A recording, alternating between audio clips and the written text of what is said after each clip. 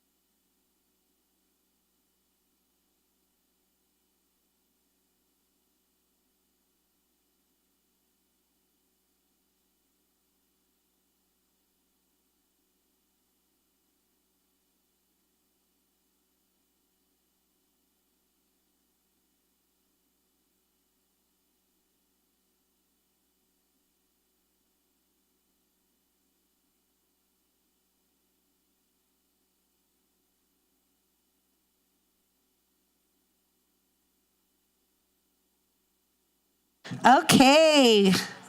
Welcome, welcome. Thank you. Thank you to all our early birds who actually got here, and thank you to all our New Mexicans who just got here. Just kidding. Yay, welcome and good morning. Let's give ourselves a round of applause for today. We are here. I'm Adrienne Barboa, and I'm so honored to serve as Bernalillo County Commissioner for District 3. I am the Fentanyl Summit. This is our 4th year holding activities in this time of year, bringing awareness. I've been blessed to be able to be in this position. I always say, if you grew up in New Mexico, all of you in here probably heard me say this 100 times, but if you grew up in New Mexico, you love someone with your whole heart that suffered through the substance use, behavioral, or mental health issues. If you grew up here, you love someone with your whole heart, right?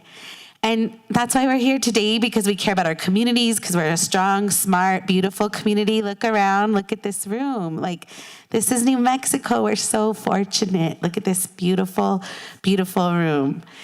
I want to ask folks, if you're here, because if you are, there can be many hats that we wear. If you're someone who provides services to people with behavioral mental health needs, substance issue needs, raise your hand. Thank you. If you drove more than an hour to get here today, raise your hand. Whoa, thank you so much. Yes. if you believe that all of us have needs to keep ourselves healthy mentally, physically, and our behavioral health, all of us need, raise it. Yes. So I'm also fortunate to grow up here in New Mexico, where people actually think of this stuff as healing for our communities, right? So today we're here because our ancestors, our folks, our families have long traditions of using healing from the traumas that we face, from things that happen to our families, things that happen to us as individuals, maybe out of our control. And we're just excited here to be part of, look at this big, if we think of all of us here as healers today, what an amazing opportunity to spread that healing across our state and beyond from wherever people drove today. So I also want to just make sure I recognize our Keeping Them Alive familias, the families that have really been the start of this whole movement, I'm going to call it, because we are building a movement of people who care and want to see change in our communities. And those families have been the root, and they're the ones who thought of the name Keeping Them Alive. They weren't like, let's stop this or against that. They're like, let's work to keep New Mexicans alive. And I just fell in love, and I've just been listening to them since then. I want to recognize our moms and dads and families of the Keeping Them Alive.org work group.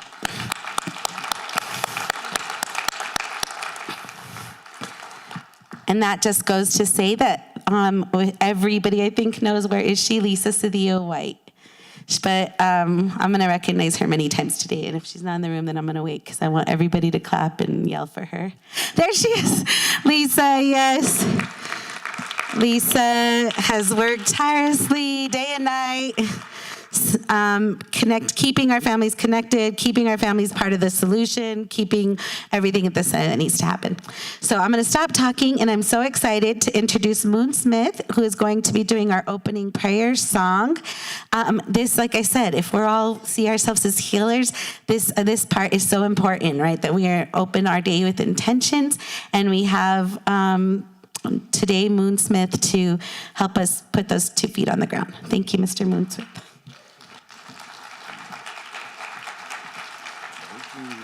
Tabunish. Wanimbo tupan, akwe matampia, kwana kisa, kwayana tusa with shinikatna tushie. Good morning, my relatives. What's good with y'all? Looking good out there. Let's give it up for y'all. Right. I introduced myself in my traditional language. My name is Wayan, aka Moon. I come from the Shinnecock Nation out on Long Island, New York. But my recovery, my sobriety, has got me here in New Mexico to be a full-time dad. I haven't used a mind-altering substance in 6 years, 9 months, and 7 days. Thank you. Tabutnish. I want to give and I woke up this morning, y'all. I woke up this morning feeling good, because I woke up with my children, right? And I got to take them to school. And then I came here, and I'm feeling extremely grateful. And I want to share that gratefulness with y'all, right? I appreciate you using that word, healing. That's what we're here to do. Right? So, do we have any peers in the building? Because I'm a peer, certified peer support workers. Shout out to y'all. Shout out to the providers. Shout out to Bernalillo County for putting this all together. I appreciate each and every one of you. Shout out to New Mexico, keeping New Mexico alive families. I have something special I want to share with you here in a moment, and for each and every one of you, because I'm going to tell you guys something. This time of year is a difficult time of year for myself, because I lost loved ones. Uncles, my brother. This time of year, I lost them to this disease. And I have to believe that they crossed over to that spirit world, and they're having a ceremony for me down here so I can do one thing, and that is called Gunalunkwa. Gunalunkwa is a term that comes from our relatives up north, the Haudenosaunee people, the Akwesasne people. You may know them as the Mohawk people. They say Gunalunkwa, and what that means is that I share my medicine with you. And that's what we're here to do, y'all. We're here to share our medicine, because each and every one of you have something to give that's going to help someone else, just as someone did that for me. And so at this time, I'm going to ask, if you could, please rise, because we want to honor those that we have lost. That's why we're here, right? I want to honor those. I see those images over there, those angels over there, and I want to make sure that we honor them. So at this time, I may get emotional while I'm singing this song. Forgive me for that. If you feel emotional, let those tears come down. That's that healing that we talked about. So this song I was actually taught by my uncle who has since crossed over. His name was Kenny Merrick Jr. And I lost my uncle. And I never forget, he came down to help honor my uncle at the wake services. And he shared this song with me. It's in Lakota language. And he told us how to use it.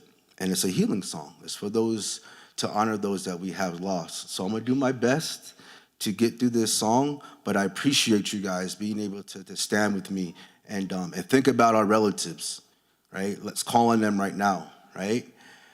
We're here on this land. We're here on this sacred indigenous land. I want to give thanks to the stewards of this land, both past and present, the Tewa people. My children, right? My children come from this land. They're from Jemez and Cochiti. This land has cultivated them into being extremely proud young men because of this land. So I want to make sure that we acknowledge the stewards of this land. And so at this time, I'm going to do my best. So bear with me, y'all.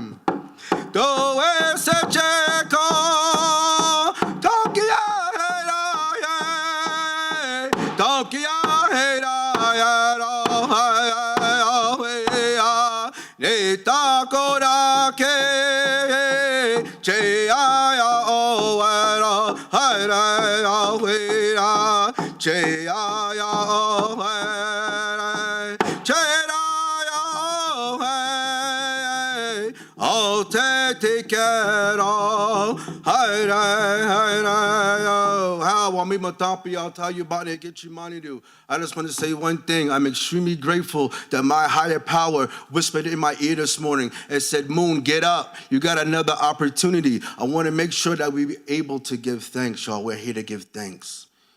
We're here to heal. And I truly appreciate you guys standing with me and helping me sing this song. We're honoring those that have crossed over but are still with us in that spirit world. So I say Tabutnish. And my prayer for you is that you leave here feeling better than you did when you came. Wanish.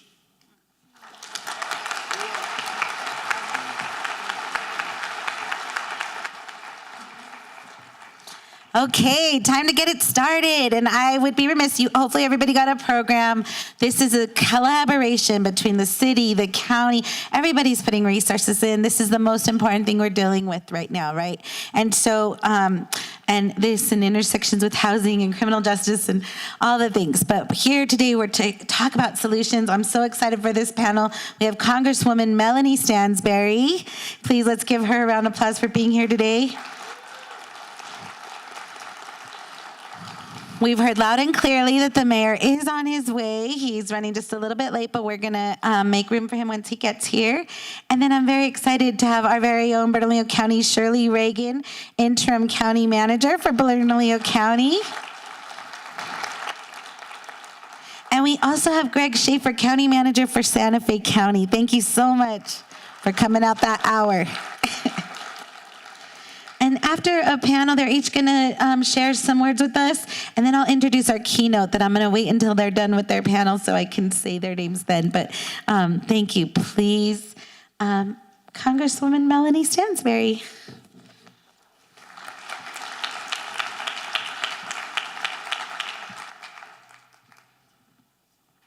All right, well, good morning, everyone. Good morning. Good morning. What a blessing to be here with all of you. Let me start by saying to Wei-Yin, thank you for bringing the beautiful medicine and song into this space.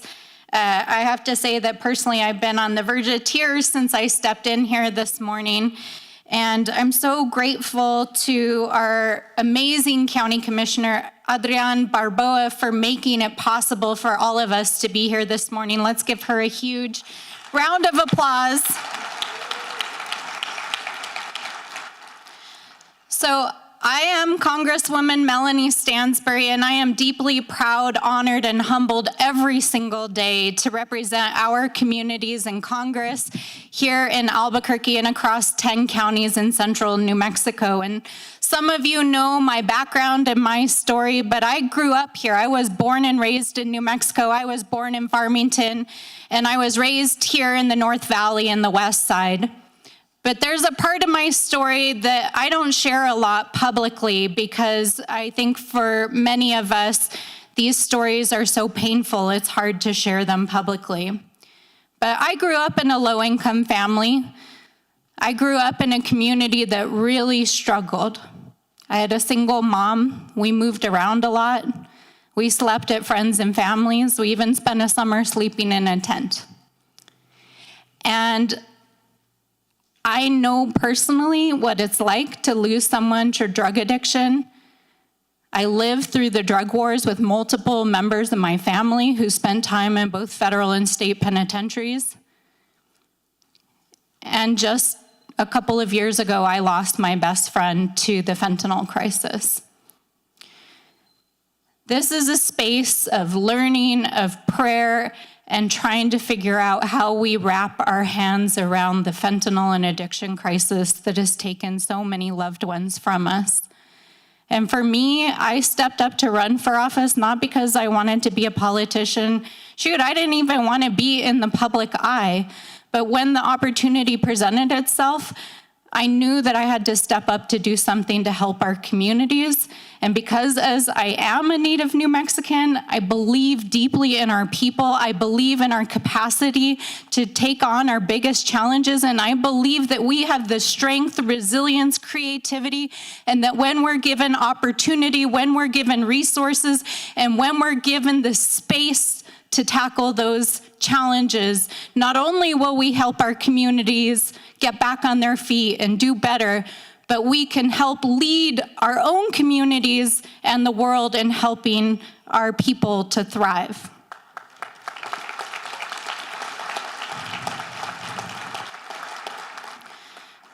I know that many of you are here because you are providers, you're counselors, you're working in the recovery space. You're also people who have loved ones who are struggling with addiction. And so I don't want to spend my time talking too much about the fentanyl crisis, but I think it's important that we understand what is happening in our communities. We have never seen an epidemic like we're seeing right now, and we all feel it and see it every day. I will never forget, in the morning of 2019, I was serving in the New Mexico State Legislature. I was a brand new member of the State House of Representatives, and I got a phone call. I was sitting on the floor of the House of Representatives, and my best friend from high school, Peter, called me, and he said, "Something's happened to Sean." And I went back in a back room off of the floor of the house, and at the time, we thought he had had a heart attack. But we didn't realize that he had died from fentanyl, which we found in the coming days. That was the first call that I got. There have been 2 more since then. Last year, 70,000 people across the United States that we know of died from fentanyl. Over 700 people OD'd in New Mexico alone last year. We know that this crisis is replacing other forms of addiction. It is 50 times more addictive than heroin, than meth, than all of the other challenging substances that so many of our family and friends already were struggling with. And so as your congresswoman, I literally spend every single day of my time in office trying to wrap my arms around and figure out how do we stop the tide of fentanyl coming into our communities, and how do we rebuild the infrastructure and create the spaces for recovery and for our people to get better. On the interdiction side, I just introduced legislation called the Stop Fentanyl Act. We have to stop fentanyl from coming into our communities. Now, we have to be realistic about it. Any of us who deal with addiction know that we can't stop drugs from coming into our communities completely. But we know that the cartels are literally dumping drugs on us with Chinese-made synthetic opioids, and that if we don't stop the flow of fentanyl into our communities, there's nothing we're going to be able to do to stop this epidemic. And so we're working on legislation to strengthen the kinds of technology that we bring in to empower our law enforcement to go after the actual dealers and traffickers, not the people who are users, but to go after the people who are dumping these materials into our communities.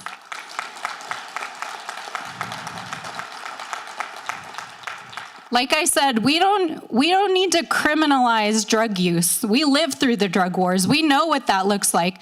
That means Black and brown and low-income people in our jails because they're struggling with addiction. And we don't need that. What we need is a path to recovery and infrastructure to help our families and friends who are suffering. So we've been working also in my congressional office to bring millions and millions of dollars home to help build out that infrastructure.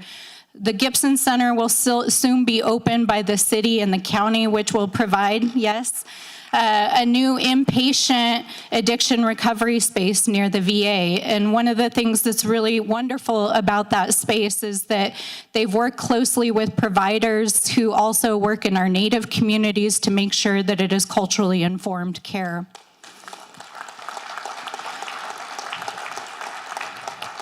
We're helping to build a new behavioral health center in the International District with First Nations, which is one of the most important clinics serving our communities right now in the International District. And I will say to you, because I know a lot of people are here today to get help, if you are from a low-income community, if you need folks who really understand addiction and care and harm intervention, please go to First Nations. They have one of the best models I know of that really provides that wraparound service and housing and things like that. We're also working to build out additional services for our homeless veterans. We just launched a new campus here in town for our Veterans Integration Center. We're building a new behavioral health campus for healthcare for the homeless. And we're working with communities, not just in Albuquerque, but all across the state to figure out how to stitch together the care and resources for our communities.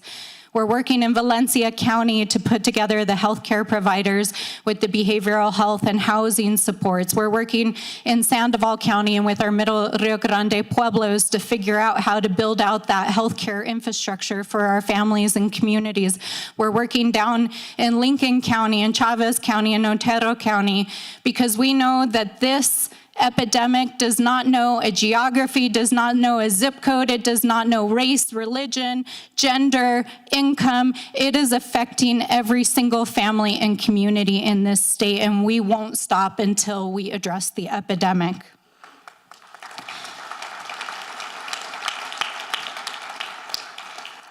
So I want to just wrap up here and say that I've never said this publicly ever in my entire life, but I grew up in 12-step. It informs everything that I do. And I think that it is critical that we destigmatize addiction and recovery.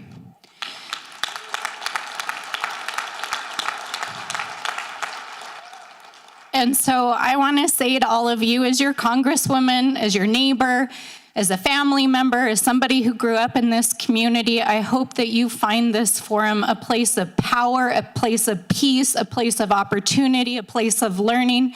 And let's go forward and let's help our communities and let's help our families heal. Thank you so much for having me.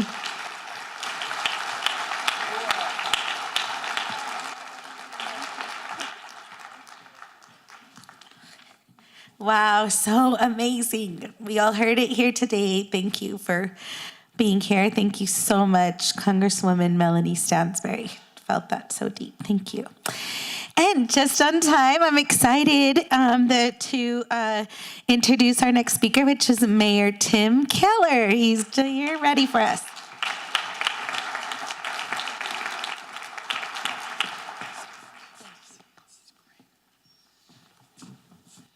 Well, good morning. And I was outside just, I think many of you have seen this, but what an amazing event this is, but also what's going on in the hallways, and you'll all experience when you go out, the number of stories that are being exchanged.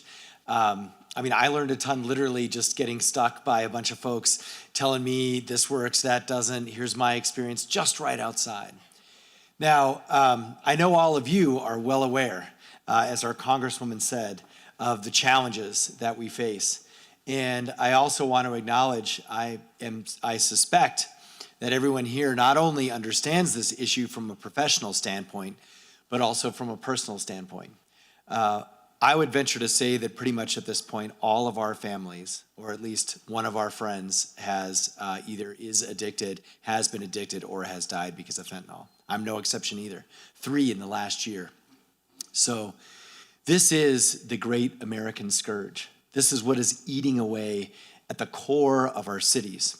And this is by far and away, I think, the biggest challenges mayors face around the country. I would actually argue for the country in general, and anyone who is trying to work in public service and trying to help lift up our communities. Now, I think that also is why it's so frustrating. You know, the commissioner and I were at a town hall, Summit Park, I think, neighborhood. And the first question was, what are you doing to end the fentanyl crisis? And that should be the first question. I think that should be the first question we all ask each other. But I know this, the people that are here today, all of you, you can answer that question, which is why I want to say thank you. Because you've already been doing this, you're doing it each and every day, and I am grateful for it. The challenge is, what about everyone else? And I know the leaders here especially care deeply, as you've heard and as you're going to hear. But I will tell you what is so amazing is that people can complain all the time about crime. They can complain about domestic violence. They can complain about unhoused and unsheltered and homelessness. But the intersection between all of those that amplifies those, not necessarily the cause, sometimes it is, sometimes it isn't, but it is unfortunately the fuel that makes those problems explode in our communities. It is fentanyl, right? If there's one thing that I could change, and I get asked this question oddly, like once a month, about anything, one magic wand, one magic wish, I always say it would be to end the fentanyl crisis. It would actually make everything else so much more manageable. This is where we're at, and unfortunately, this is why education is so important. I can't tell you how many times I do not hear about fentanyl. Whether it's a town hall, whether it's a debate, whether it's reading our newspapers, we have to continue to talk about this issue. We have to make sure that people understand it's part of our family's story, it's part of our story, but it's also the number one problem facing America. And you've got to acknowledge that. That is one of the first steps, right? And this is still a challenge all across our country and right here in Albuquerque, New Mexico. So for us, you know, it was about 7 years ago, it seems like a long time ago, when I had a little line on my campaign platform. And it said that we should build a 24/7 recovery center with no barriers to entry. And luckily, some of you might have actually read that and noticed that. And this is the dream of the Gateway. The Gateway Center, I will tell you, is something that it's an idea that I got from some of you in the audience. I'm not going to call you out specifically. But the idea is basically that we're being overwhelmed by this challenge and that we have to have some place that is no cost. That's one barrier, right? That has no barrier, 24/7, where we can take people or people can go voluntarily to get treatment. What a basic idea. To me, what an easy political idea. Yet it is met with resistance time and time again. Is the funding worth it? That question breaks my heart. Is the funding worth it? We all know the stats of how many people either die or affected. It's the opposite. I cannot imagine a higher return on investment than investing in recovery. That's what we should prioritize. So with the city, I remember saying, we may sort of die on this hill. That's not the best analogy, but it might be, this thing that might be the last thing I do in elected office. I am going to finish the Gateway, and I'm going to deliver on 24/7, no barrier treatment in Albuquerque.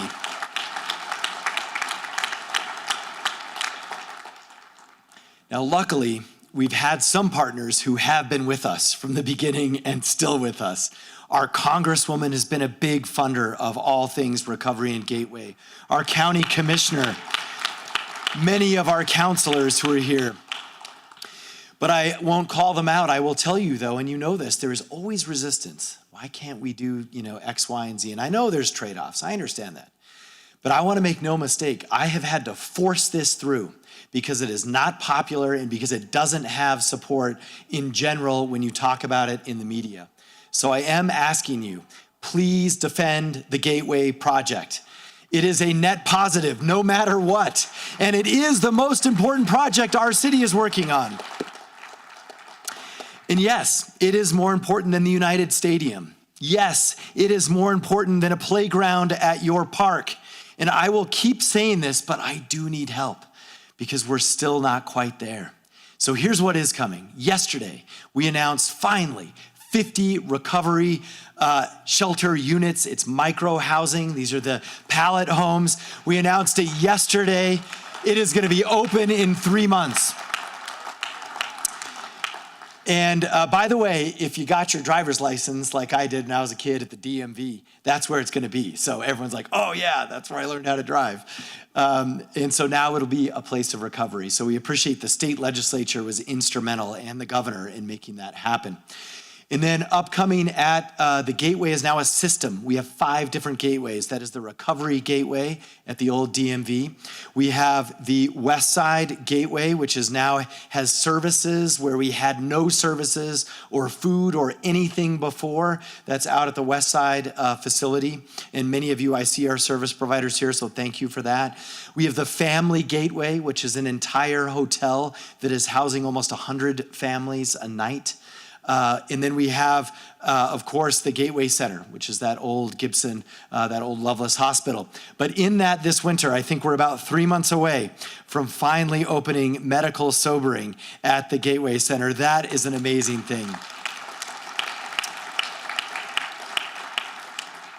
So I also just want to mention the ACS department. I know we actually wanted them to be here. I think this crowd knows what ACS is. It's the Albuquerque Community State. We do have a few, our deputy director. Nice, ACS in the house. Thank you. So at the city, you're gonna see folks floating around from the Community Safety Department and also our Triple H department, that's Housing, Health, and Homelessness. By the way, that department didn't even exist. It was like 2 positions when we came in. But we knew this was a priority, so now we respect it like that as a cabinet level entity. Same with the Community Safety Department. So community safety, they're hiring. We need social workers. We need trauma-informed folks. We need people who've been through recovery. That's actually one of the biggest keys to success to our outreach. And remember, this is a 911 response to a mental and behavioral health challenge, so that it doesn't have to be police officers, so that it doesn't have to be firefighters. And the ACS department has taken 80,000 calls, the right response at the right time that APD did not have to take, which frees them up to do violent crime calls. So it is the only thing I can say this about. It is the most innovative program in America. But it doesn't happen without your support every year for the budget funding and without the actual responders who sign up and at least dozens of nonprofits who actually integrate with us, with ACS, with UNMH. I mean, there's the whole laundry list of providers that we work with each and every day. And I know you all, if you're in this world of nonprofits that work with city entities, we are desperately short too. right? Our nonprofits need help. Many of you who are providers need help in your own organizations. Our biggest challenge for service delivery right now is more partners. So please, if you see folks from the city, at least if you haven't had that discussion with us, whether it's financial help or whether it's recruiting, all of the above, let's at least make sure we're talking through it. Lastly, I know things like vouchers for recovery are tied up in all sorts of bureaucracy.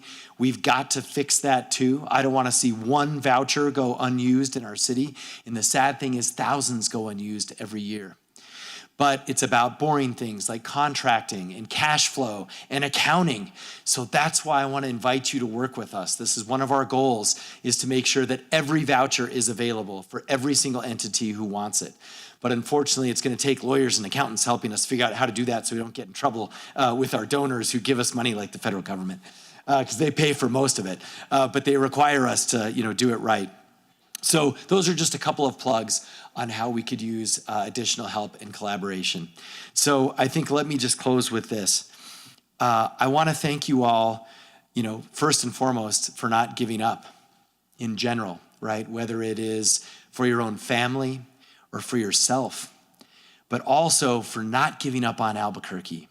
We know these are tough times, but I know that we're gonna get through this. And there is no place I would rather be to combat the fentanyl crisis than with all of you in the Duke City. Thank you so much, and God bless.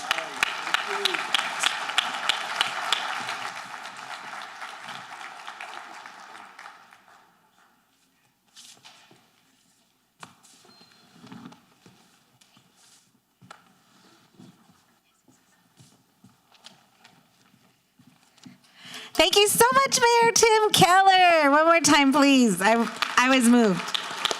Thank you. I think every peer in here and every ACS staff in here know that I absolutely love ACS, and I think I always want to just thank our mayor for really doing a robust start, making ACS big and powerful from the beginning, so we're not having to build up. And I just want to, I will always support that, and so thank you. I also want to recognize some of our dignitaries in the room. I see our beloved Senator Ortiz Pino. Yes. Representative Tara Lujan, thank you for being here. I'm not sure if I'm missing any other legislators that have made it this morning. Thank you so much. And both Senator Ortiz Pino and Representative Lujan have been working really hard over years to advocate for behavioral health and for the work that our communities need. So thank you so much. I, of course, want to recognize our ACS staff and our peers here. Yes. Any other law enforcement or fire, give a shout out. I know those are our frontline folks as well. And how about City of Albuquerque dignitary? I don't want to miss anyone that's here from our, I know we have lots of folks. Yeah, Maria Wolf back there. We have Dr. Shinoba. Thank you for being here.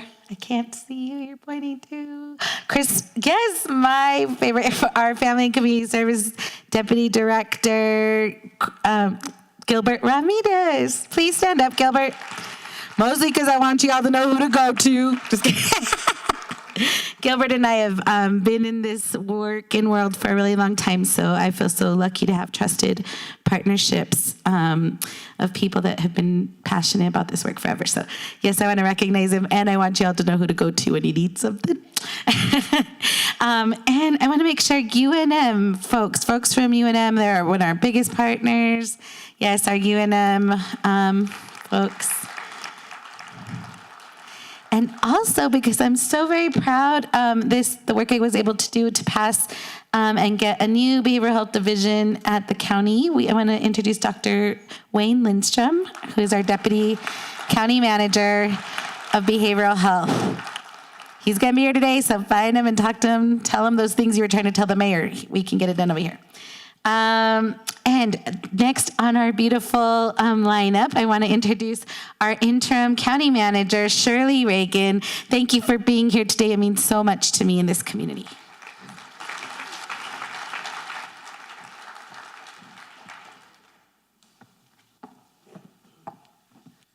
Good morning, everyone. My name is Shirley Reagan. I'm the interim county manager, as she said, but I also serve as the deputy county manager for finance, so it's kind of like the CFO. And what I'd like to say first is welcome you all here. Thank you for taking the time out of your busy schedules and recognizing that, this is our second fentanyl forum, and the work that's being done is very crucial to our community, as everybody has stated, and it's very near and dear to the hearts of the employees and the leadership of Bernalillo County. Back in 2015, our commissioners at that time went to the public and said, we have a behavioral health crisis, and we'd like to enact a tax to put some funding towards that. At that time, that funding was generating about $20 million. Today, it's about $35 million. And that is a lot of the funding that Dr. Lindstrom will be overseeing. In the past, we've had other folks overseeing that and still be in there, like Jessica and Fran. I'd also like to recognize Danette Townsend. She's our Deputy County Manager for Community Services Division. And a lot of the things in her area help the community as well. And of course, Lisa Cedillo White is our Deputy County Manager for General Services. This has been a near and dear to her heart and a baby, and she pulled us all along, and she's really dedicated. So when you look throughout the audience, hi, Ms. Liz, you'll see a lot of Bernalillo County employees. So you know that it's serious to us, and we take this very serious. Acknowledging all of the dignitaries here, it just puts a little more icing on the cake. I'd just like to say two things. There's strength in numbers. And so this shows this, and we have to come together to do that. There's power in togetherness. If we don't do it together, we can't do it alone. It's just too much. And with that being said, we got to tell the story, which a lot of folks are doing. Share your story. And for those of us that are listening, you can't knock those stories because you don't know people's story. You can't knock people. You're no better than anybody else. My mother, I too grew up in the Kirkland Addition, and I'm proud to say that. And I still have family there. Single mom. I don't know how four women managed to work with one bathroom, but we did it. And so my mother always instilled in us is that you're no better than anybody else. You don't know people's stories, so if you can't say something nice, don't say anything at all. And I live by those things because I am no better than anybody else. I may have a title, but that's just something I do. It is not who I am. And so if we all work together and continue to do things together, we can make a difference in this community. We have been making a difference. Bernalillo County is very committed to putting funding, and I know Commissioner Barbeau, she's always coming and saying, do we have some funding to do this? So we're looking for all kinds of opportunities to continue and show our support and partner with the city, partner with the state, partner with the nonprofits and all of those that are helping to fight this thing. So with that, I just want to say thank you all for taking time out to attend. Hope you learn a lot. There's a lot of information, a lot of things to share.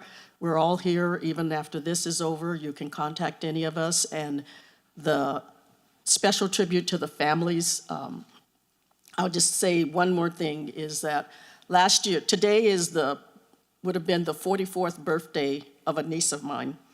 And I had, on her 43rd birthday, I called her. She lives in Houston. She lived in Houston, and I wished her happy birthday. On October the 22nd, her mother called me and told me that I was at work and said she had died. And at first, they didn't know what it was, and they were like, oh, maybe it's fentanyl. And I remember talking to Lisa about it, and we didn't know. But what it turned out to be, it wasn't fentanyl, but it was still a drug addiction. She had been hit by a car a couple years before and was in severe pain. So she was addicted to those pain pills that she was taking. And then she fell and hit her head. And the people that were there at her house, instead of calling 911, they put her in her bed.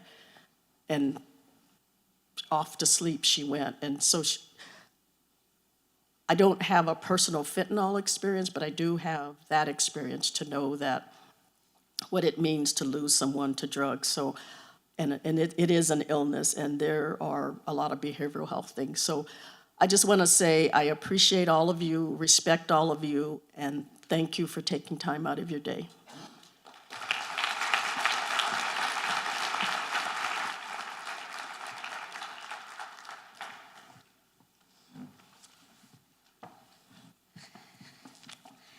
Whew, thank you, Shirley. And I just want to say, it's so important that we share our stories because it helps others feel good about sharing our stories. So we're here and we celebrate life, and I think our families are worth it. The part of sharing is honoring them, us also remembering and not forgetting what our past is so that we're always thinking solutions. So I thank you to everybody being so brave to share your stories today. I am so excited. Next, we are so connected across our state, and so it's so important that we hear from voices outside of Albuquerque as well. And we have Greg Schaefer, County Manager for Santa Fe County. Thank you for being here today.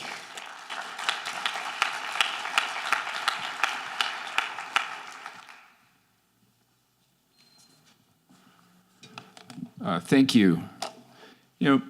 My kids have grown up watching me prepare to speak, and my general public speaking advice to them consists of 2 rules. Rule 1, start with humor, and Rule 2, the shorter the better. Knowing I had some remarks to give today, my 14-year-old son asked, "What's your opening joke?" I shook my head and I told him there's nothing funny about fentanyl. He thought for a moment, nodded, and said, "Word." Then he smiled, leaned in, and said, "But that doesn't mean you get to break Rule 2. Keep it short, stupid." With those marching orders in mind, I'm briefly going to discuss some aspects of Santa Fe County's approach to fentanyl and opioid use disorder. I'm going to touch upon the following general themes: harm reduction, jail services, interdepartmental collaboration and continuum of care, and a treat the whole person philosophy. Finally, I too will close by reflecting why we're all here today, committed to keeping New Mexico alive. In terms of the general public, Santa Fe County seeks to keep our residents alive through a variety of harm reduction efforts, in addition to direct services. Those efforts include educating the public about the ubiquity and dangers of fentanyl, such as through our One Pill Can Kill public outreach campaign, Narcan distribution, educating users about the significant overdose risk associated with using drugs alone, such as through our Never Use Alone campaign. These harm reduction efforts are not meant to condone or encourage drug use. Rather, they are meant to keep people alive until they can find their way to health and social services, including treatment and recovery. Our adult detention facility is on the front lines of the fentanyl crisis.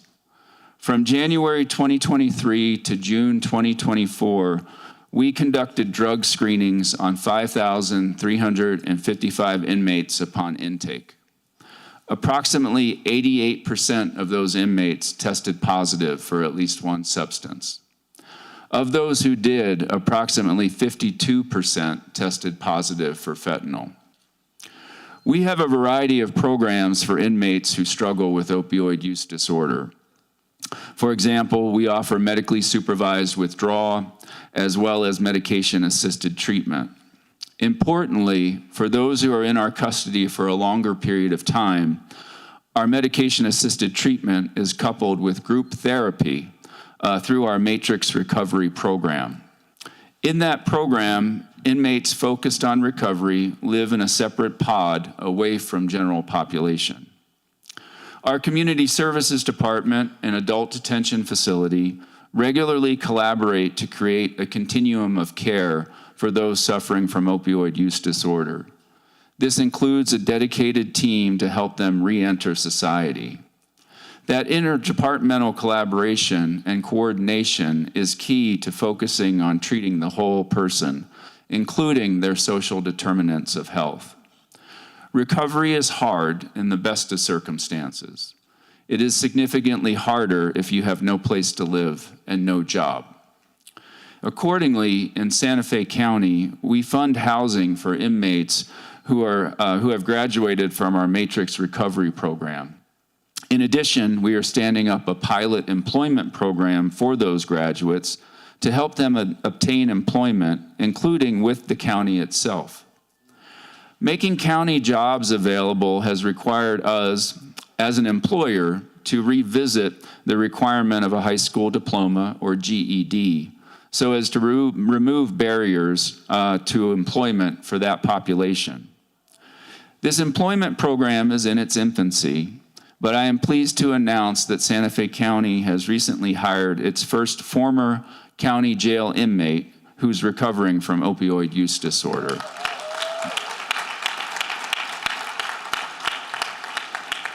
I'll close by reflecting on why we are here by briefly describing two victims of opioid use. When I met a young man at our adult detention facility last fall, his case manager asked him what his drugs of choice were. He rattled off blues, reds, smack, and a host of other things I didn't recognize. I asked him how old he was. He asked me the year. I told him 2023. After a few moments of mental math, he told me he was 21. Imagine that, a 21-year-old who needed the year to calculate his age. I asked him how and when he started using. He said about 8 years earlier when he found some pills on the floor. He crushed them up, snorted them, and his life has never been the same. At a different point on a different life's trajectory, we lost my first cousin once removed to an opioid overdose. A physician's assistant, he died at the age of 26 after battling the addiction he developed while training to join the medical field. Those two lives offer important truths. Fentanyl and other opioids don't discriminate. They can hamstring lives or snuff them out altogether at any time.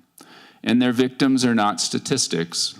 They are all human beings deserving of our grace, our support, and another chance.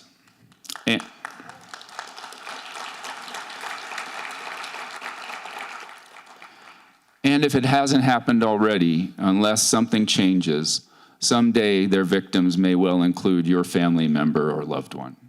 So thank you for being here today as we all seek to learn from each other what we can do to keep New Mexico alive. Everyone, thank you.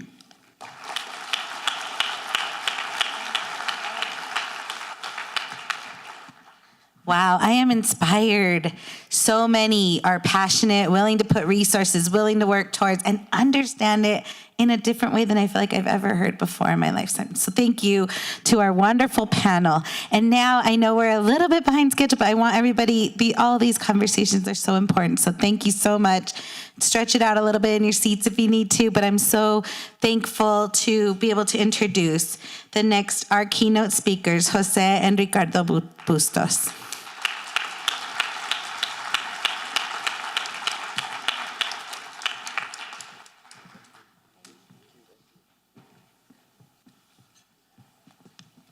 Hello, everybody. So my name is Ricardo Bustos, and I am 31 years old, and this is my dad, Jose Bustos.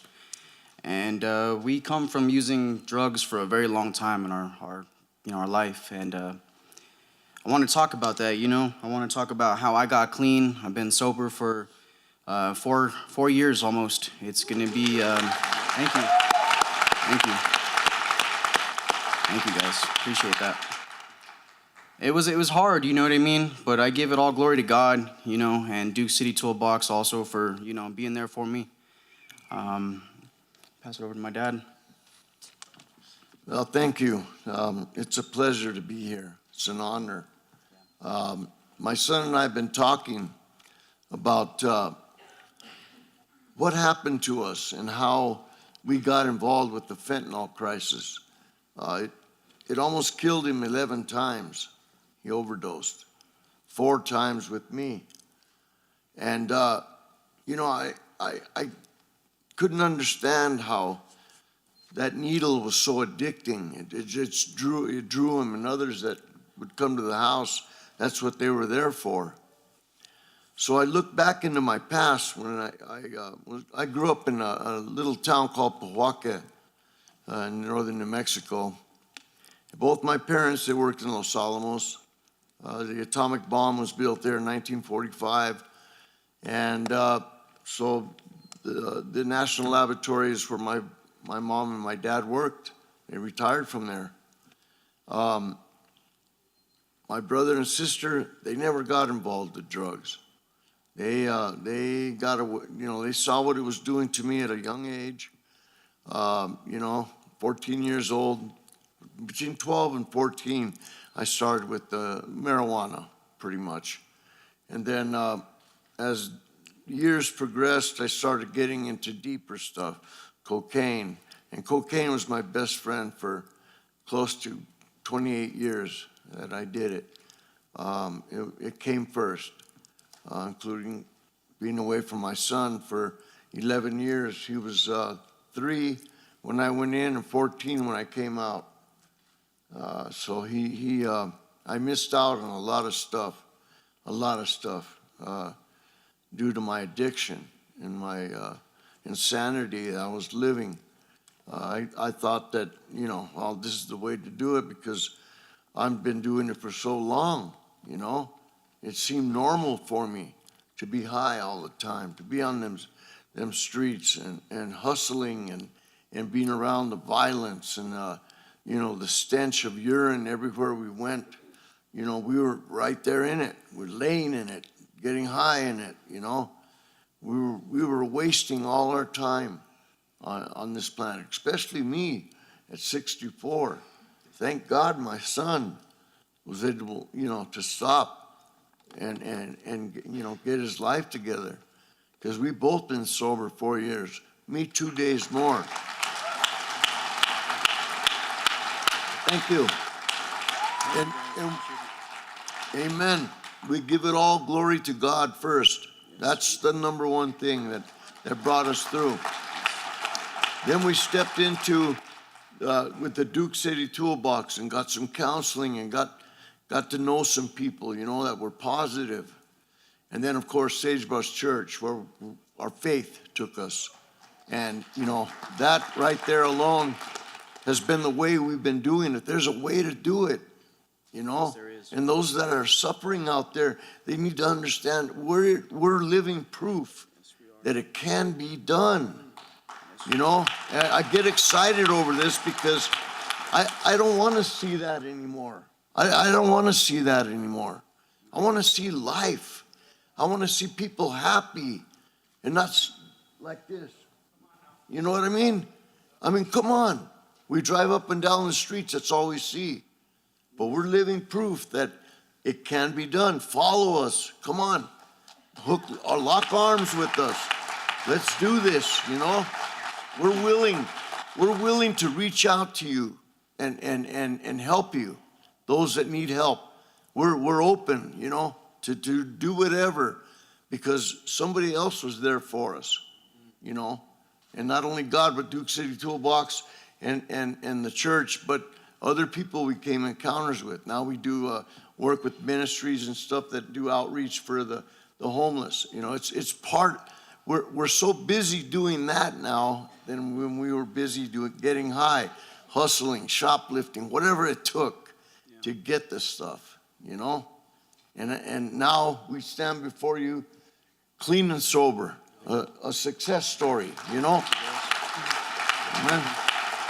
So that's pretty much what the point we want to get across, is that sobriety is where it's at. And I'm a veteran, I was in and out of the psych ward there, I think 21 times for attempted suicides, And I thank God for the Veterans Administration. I thank them for saving my life and the people that called 911, including my son. But it can be done. definitely. So, do you have anything else, son, that you'd like to say? Just want to emphasize on sobriety as possible, guys. It was hard at first, you know what I mean? But my faith is what got me through it, and just having a support system. So if you don't have a support system, just reach out to people, family. I know my family was broken at one point in time, but I built my bridges back up, and it's a beautiful thing to be here today with you guys, and I just want to thank you. One other thing that I wanna touch base on is we have this dog, okay? His name is Bandit, all right? And Bandit is so cool because he is so happy to see us come through that door. He's the same all the time. You know what I mean? And he's got this unconditional love for us.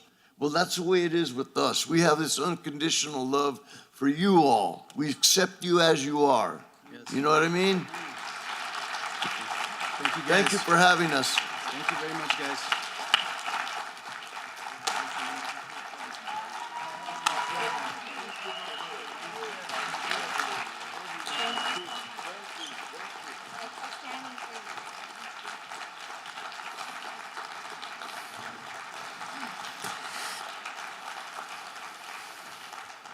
Yes, thank you. So well deserved. Again, when we're brave and share our story, it helps people know that they can share theirs and that they're not alone. So thank you, everybody, for this beautiful morning. We're a little bit behind, but we do want to give, we know people need a break, probably bio break. We do have waters finally got here. Sorry for that.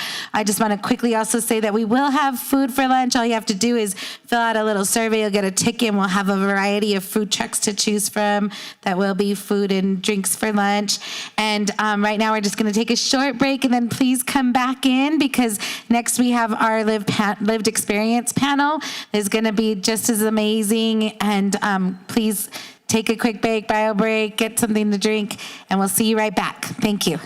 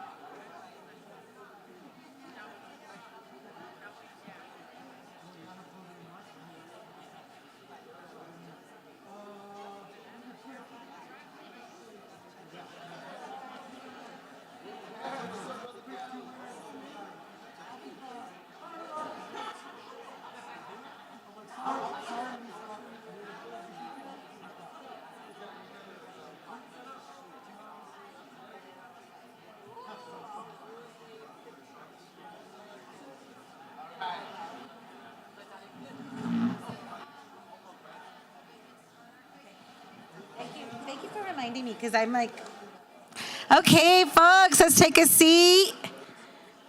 Get going. We're gonna get started quickly. I'm sure folks will be coming and sitting down, but we don't want to get too behind today.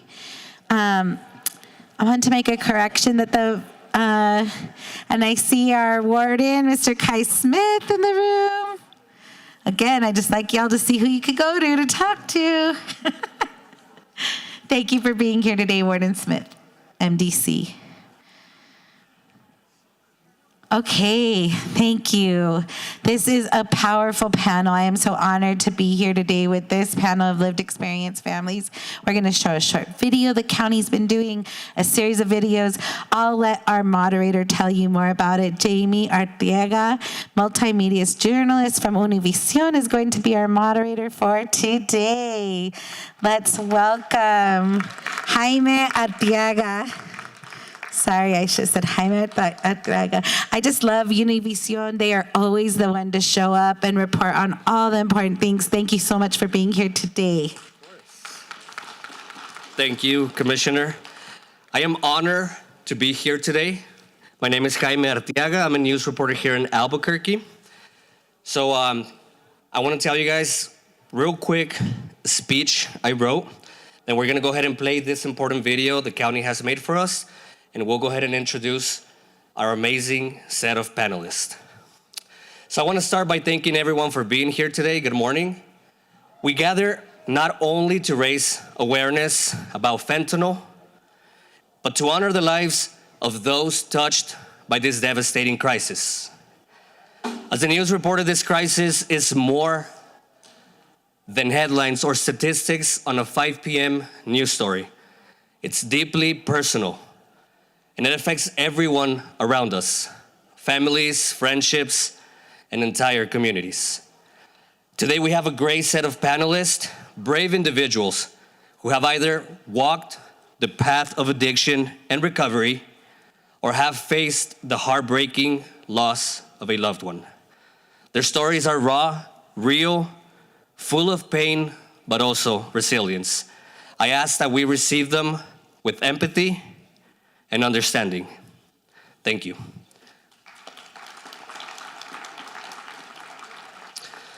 So we're gonna go ahead and play this video the county has made for us, and we'll go ahead and introduce our panelists after that.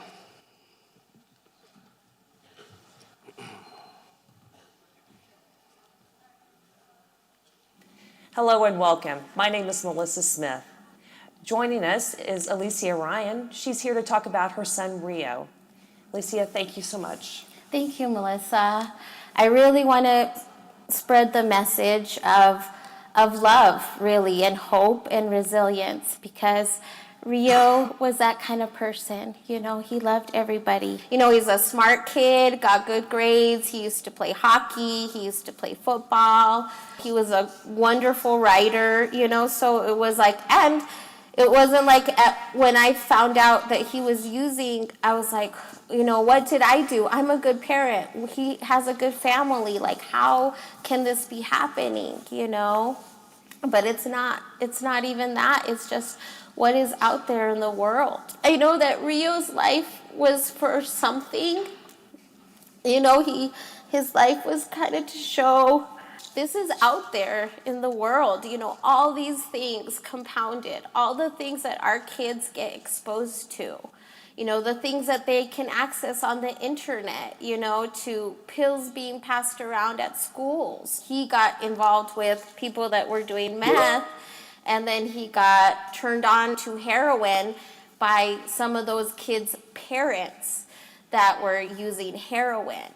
And these parents were actually getting kids hooked on meth. Another thing I'd like to share with people is that, you know, you do have to sometimes step away, you know, when people are in addiction, you know, and I have a really nice thing I wrote. It's just sometimes you have to protect yourself and love from a distance and allow loved ones to feel the consequences of their drug use.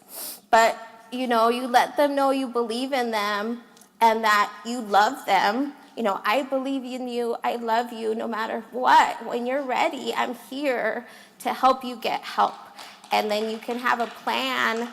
And then when they're ready, you put that plan in place. Well, thank you so much for Thank coming you, in and sharing. Melissa. It's a very inspirational story. Thank you. And I know it's hard to tell, but, Yeah, but we really yeah. appreciate it. And I think a lot of people are going to really enjoy hearing it too and take it to heart. Thank you. Thank you for having me. You bet. Hello and welcome. Now we're joined by Cindy McCrossan, who is here to talk about her daughter, Penelope. Cindy, thank you so much. Yeah, thanks for having me. Her beauty, was head-turning. She was just absolutely gorgeous inside and out, super caring person. She was a chef, and her palate was amazing. She grew up cooking together. She and her brother and we were always in the kitchen, and she went to professional chef school in New York and had a number of celebrity clients there. She was a private chef. She was injured, is that correct? Yeah, she had had a foot injury when she was in New York. It was an accident, and her foot was basically crushed. It was misdiagnosed for a long period of time. Finally, she came home, and we got an MRI. Finally, the doctors in New York didn't prescribe one, and her foot and ankle was broken in 3 places. And so that started her down a path of prescribed medications for complex regional pain syndrome that developed. It was just a family doctor. They tried ketamine, they tried anxiety medications, they tried, just all kinds of things. And at her time of death, she had 12 active prescriptions from her doctor. And she was chasing normal. She probably didn't even remember what normal felt like, but she was trying to find normal. She was proud and in control and thought she could manage it, but she eventually turned to street drugs to try to supplement her prescriptions and find that comfort or normal, and that's what killed her. I wish that Penelope had asked for help. I wish I had asked if she needed help, and that she was with us today. And I miss her every day of my life. I know you do. Well, thank you so much for sharing your story. The could have, would have, should have.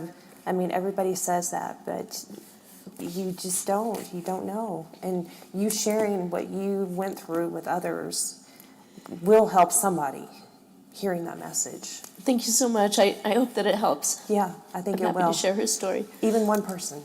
And I love you, Penelope, forever. Hello, I'm Melissa Smith. Now we're joined by Tanya Tijerina, who is here to talk about the domino effect that fentanyl is having on so many aspects of our society. Tanya, welcome. Thank you. Thank you. So my name is Tanya Tijerina, and this is Noelle Tijerina, and Noelle is 3 years old. She is my granddaughter, and she's been in my custody now for a year, but I've helped to raise her since she was born. Her mom struggles with fentanyl and has for many, many years. She's been unable to parent Noelle or keep her in a safe environment, so our family has come together to help raise her. And so when I think about fentanyl, when I think about what it's done to our community, I look at all of the young people that are struggling, but more than anything, I look at her. And I think to myself, this is the true face of fentanyl addiction. This is part of that domino or ripple effect. This is a little person that doesn't know her mom, doesn't have her parents, and is being raised by her grandparents because we love her very much, and we know what she's missing, and we know what she deserves. But the truth is, she doesn't have what she should. And it's because fentanyl's taken that from her. And she asks for her mom a lot. That's one thing. Even when we are driving over here, she says she wants to see her mommy, right? Who's your mom? Who's that? Mm-hmm. And she calls me mom. We really struggled with, should she call me mom or should she call me grandma? But the one thing that came to mind was, she's going to start kindergarten soon. And is it really fair to her for everybody to know that she's being raised by her grandma. And why is that? Because just like every kid, she deserves a mom and dad. But for her, that was taken from her. And we can only hope that her mom gets better and that she gets her back. Thank you so much for sharing. Thank you. Can you say thank you, Noel? Thank you. Yeah, thank you for coming and seeing us. And sit up. Tell her your name. Noel. Noel. And how old are you? Huh? 3. All right. All right. Thank you. Hello, and thank you for joining us. I'm Melissa Smith. Joining us today is Teresa Rosales. She's here to talk about her son, Tomas. Teresa, thank you so much. Yep, thank you for having me. And thank you for allowing me to share Tomas's story. Tomas grew up in a very small community on a farm, and we didn't have exposure to the things that a lot of kids do in bigger cities. His life consisted of being with family, going to the farm, helping his papa and his dad every day. Tomas at a very young age learned how to drive a tractor. He had the opportunities that a lot of kids didn't, and he also had a lot of opportunities that were passed by because of the life that, we had for him. I think that through all of this, one thing we need to realize is that 3 years ago, fentanyl, it was being talked about, but we didn't have the worries, so I thought, that it would reach my children or my community. If I would have not let him go fishing that day, he probably would still be here, and then I had to tell myself, you can't sit there and just blame yourself like over and over. I think the hardest part for me was for 20 years, my career has been helping people that have substance use issues. And when I say issues, not everybody's addicted. Some people have a whole different life. My kids seen some of the worst times for people where I'd pick them up off the ground and maybe offer a meal, or I watched just so many children suffer with parents that had substance use issues, grew up in homes where there was a lot of addiction, a lot of violence, things like that. My kids didn't grow up that way. But they all had really big hearts, and especially Tomas, where he would help a lot, always wanting to give. And I think the hardest part for me is like, why would you ever want to touch a drug? And I forgot to tell him that there was fentanyl, and that anything you touch may not be safe, but to tell you the honest truth, I never ever thought that I would have to tell my kids that there was something out there that would kill them one time use. And I think that's what made it really difficult at the hospital for the doctors, is because there was nothing for them to go on, right? So it became like everything that I was testifying to about him being just the best kid, which he was, that no, not my kid. My kid would never make a mistake or get curious or try anything like that. The saddest part about Tomas's death is I traced back to the day I got to the hospital and watched his 2 friends drive away while the rest of the brothers all stayed there out of fear, because they knew what they had done. And all it would have taken is for them to tell me, we snorted a pill, and Tomas would still be here. Hello and welcome. I'm Melissa Smith, and I want to thank you for joining us today. We're joined by Deborah Santos de Galvan, who is here to talk to us about her daughter, Mikhail. Thank you very much for joining us today. Thank you for having me. Yes, my daughter, Mikhail, was born here in Albuquerque. She has an 18 and 20-year-old daughters, and they go to C&M and UNM. She was an excellent mother, excellent cook, excellent caregiver. She's just an amazing person. She had a hip replacement when she was 25. She went in and had surgery. They immediately, after her surgery, they put her on painkillers.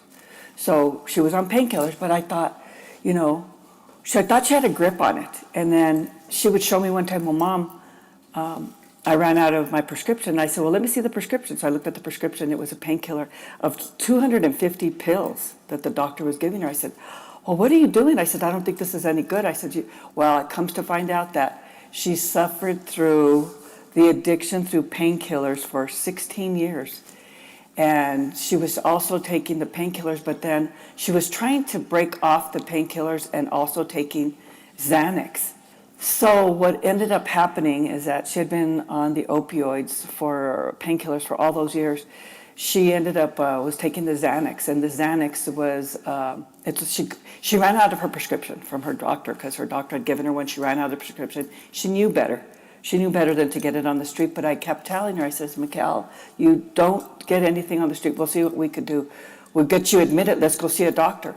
And she ended up buying it on the streets. And so I'm assuming this last time because in the death certificate says that she died from a fentanyl poisoning. So that was a fentanyl poisoning that she died from.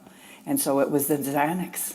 I want everyone to know what an amazing person she is, and she will be very missed. She's very missed, not only from our family, but from our children, but from Albuquerque. She's just a wonderful, loving, caring person. Well, thank you for telling her story. Oh, you're welcome. No problem at all. I love her. I miss her dearly, and I just wish she was here. I wish I would. Now I know I have all these resources today, and I wish I would have known this 9 months ago. Just 9 months ago. If I would have known all this, I would have been able to help her. Hello and welcome. Now we're joined by Serena Cerna, who is here to talk about her sister Raven. Serena, thank you so much for joining us. Yes, thank you for having me. What made Raven so special? She was just an awesome kid. She was my youngest sister, and she was just like so funny. She was the youngest aunt to my daughter. I had my daughter young when I was a teenager, so they like were the babies. So she was like a good aunt and the baby. They were like little sisters almost. So. And she had dreams of being a marine biologist? Is that Yeah, what that was like her number one thing. We always had cats and fish and all kinds of stuff growing up. So she was at that time of her life, around the time that she was experimenting. She thought she was taking something that wasn't what it was. Is that right? Yeah, at the time, like all the kids were trying like Xanax, and she thought she got Xanax, and it was the fentanyl. She tried that one pill, and we found her that next morning. If you could speak to those kids out there who think taking something that they think is, Xanax, or just saying, if a friend says, hey, I want you to try something, what would you say to those people? Now that fentanyl is mixed in with everything, even, I've heard even weed. So, I mean, just even those little, like, drugs that you think aren't dangerous, just experimenting, even that one time could end your life. Well, I'm sorry that happened to you and your family and everybody who knew and loved her. Thank you so much. You're welcome. And thanks for having me here. It was nice to tell her story.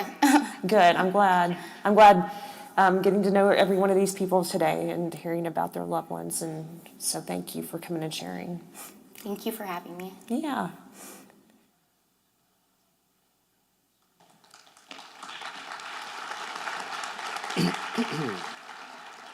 All right. Can we get another applause, please, for our folks over at the Bernalillo County for putting this amazing video and these stories for us today. As I mentioned at the beginning, we have an amazing panel for you guys today. We'll go ahead and start by letting them briefly introduce themselves. We have some questions for them, and after we'll go ahead and open our mics to the floor to make sure you folks also participate and ask some questions for our panel.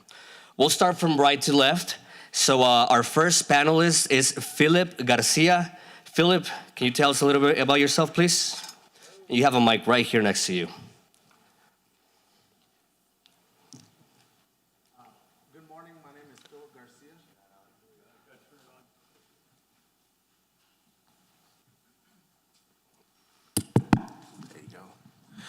Good morning. My name is Philip Garcia. I am from the Pueblo of Acoma.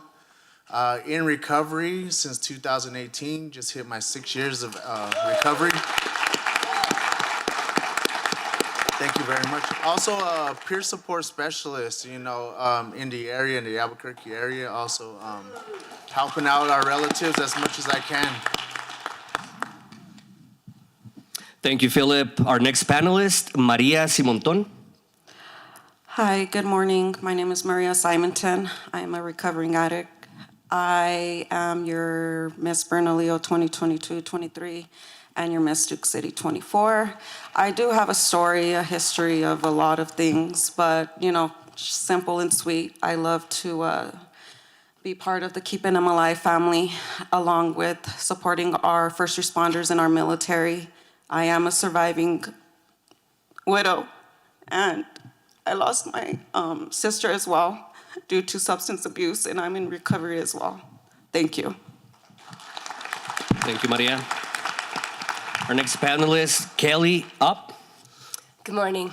My name is Kelly Opp, and I am the mother of William Austin Burnett that you see on the first poster there.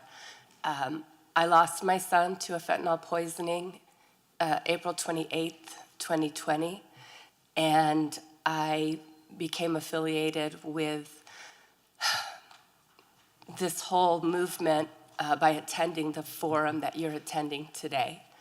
I attended 3 years ago.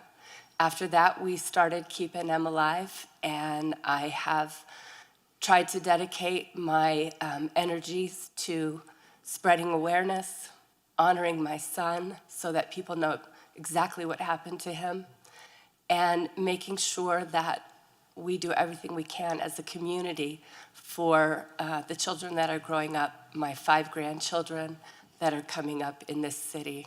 So thank you for having me today. Up next, we have Sarah Nazarek. Good morning. My name is Sarah Nazorek, and I lost my only son, Alexander Landon Gross, February 28th of 2022. It still feels like yesterday. And I have a passion with Keep New Mexico Alive to keep others alive and educate our youth in the community about the things that I did not know yet about fentanyl and the dangers. Had I known everything I know now, I think maybe I could have saved my son. But if I can save another life and educate people in the community of the things that I know now, I know that I'm honoring my son's legacy. Thank you. Up next, we have Antoinette Baldonado. Good morning, everyone, and thank you for coming. I am a family member with a son that is struggling through addiction. He is now going through recovery. He's been in recovery now for 8 months. Yes. And through the grace of God, I've been able to get connected to Keep New Mexico Alive. Not only was I able to find resources, I'm able to learn how to effectively communicate to support friends and family that are actually struggling. So I'm here to give support and hope and show that, it is possible. Last but not least, we have Dawn Green. Good morning, everybody. I got a loud voice. My name is Dawn Green V. Hill. Sorry. It's an emotional day. I'm grateful to say that I'm a recovering addict.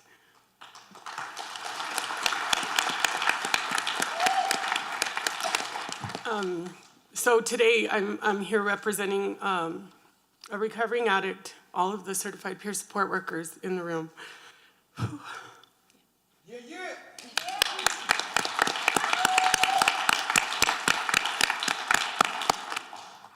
But most importantly, I'm here to represent my grandchildren. I have 3 little babies that were all born addicted to fentanyl and methamphetamines. They're 2, 11 months, and 7 months. So it's a lifestyle for me. It's not just what I do in my career and my job. But more importantly, I want to be here to represent those without a choice and without a voice. Thank you. Thank you all. It takes courage to be up here and to share those personal stories with us. So once again, let's give him a round of applause, please.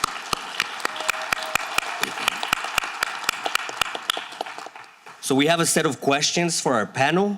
We'll start with Philip Garcia. Philip, how did active addiction affect those around you?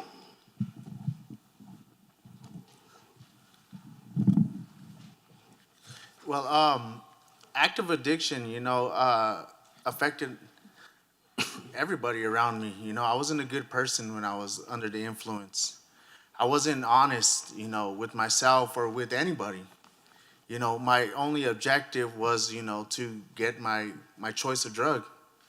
And so in doing so, I hurt a lot of people. I hurt my family. I disconnected, with my kids. I was in and out of the court system. I hurt the people in the community. Just doing a lot of negative things. Stealing, robbing, and selling stuff that I didn't have, that wasn't mine. I hurt my family a lot. I put them through a lot. Bringing my grandmother through the court system with me. Thinking that was gonna be my way out.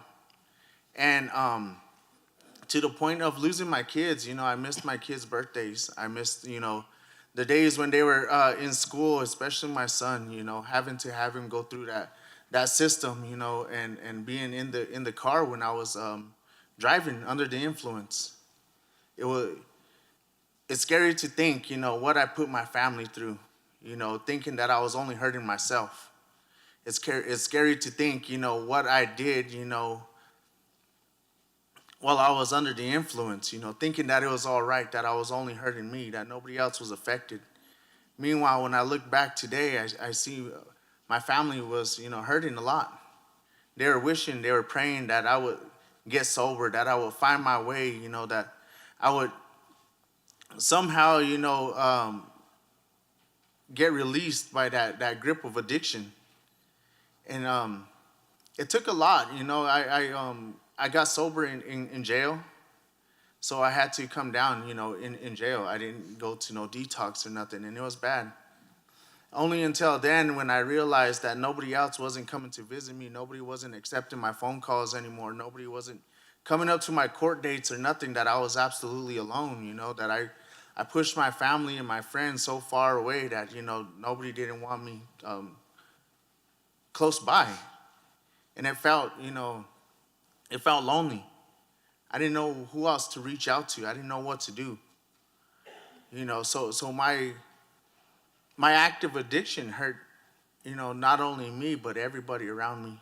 And as I sit in these rooms and these panels, and listen to the stories of the family members of those that are still suffering, those that have lost, a family member, I think, man, our families are really going through a lot while we're out there running amok. While we're not thinking about what's going on, our families are hurting at home, wishing and praying that, that we would, get better, that we would just come home and be with them, and that emotional distress that, turns into physical distress. And I feel that now, especially with, I have family members that are in addiction still. I have friends, and I feel that for them too, because I was there. And so I'm sitting there on the sidelines, praying and hoping and, hosting rooms so that they can come in and help, get the help that they need. But, that's how my active addiction, hurt those around me. Thank you. Thank you, Philip. Our next question is for Maria. Maria, can you tell us what has been the hardest part in your recovery process? The hardest part of my recovery process must be finding myself all over again. Knowing who I am as a woman. My personality, the things I like, things that I can actually wake up the next day and be like, hey, I just got off the phone with Commissioner, or I just got off the phone with Donald. The list goes on. I don't have to wake up the next day and be like, did I make myself look like a fool? I'm very, very, very honored to be up on this panel right now in front of each and every one of you, because I know each and every one of you in this room has a story. And we are all living proof. And I must say this, it's never too late. It's never too late. Do you guys hear me? It is never too late. Don't you allow anybody to tell you that you cannot do what they want. You do what you want to do, and you put your head and hold it really high. Because at the end of the day, my loves, the only person you have is yourself. You see, I lost my late husband. He was all that I had. Wake up the next day to find him. My sister, the one that like, my best friend, gone. So do listen to what I'm telling you. At the end of the day, you are who you are. Your story is your story. And whoever tells you anything, it's because you're doing something right. Okay? You guys are in your guys' shoes for a reason. You guys are here for a reason. And I want to spread so much advocacy to each and every one of you that it is possible. It doesn't matter from what hood you come from. It doesn't matter where you come from or what anyone has to say. What matters is you and you putting in the work. I love you guys. Thank you.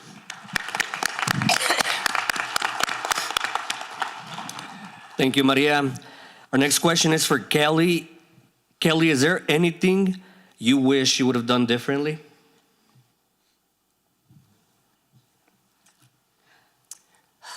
It's a hard question.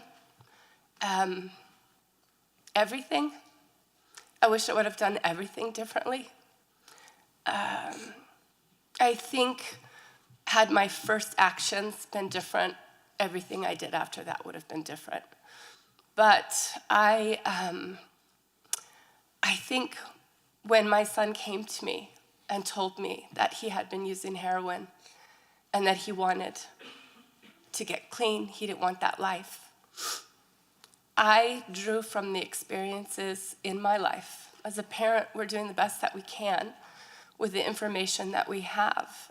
And growing up, when in the 80s, it was don't do drugs. If you do drugs, stop, just quit, all that kind of stuff. But the drugs that are out there today that our children are being exposed to are synthetically created to make sure that they're so highly addictive that our kids cannot get clean without help.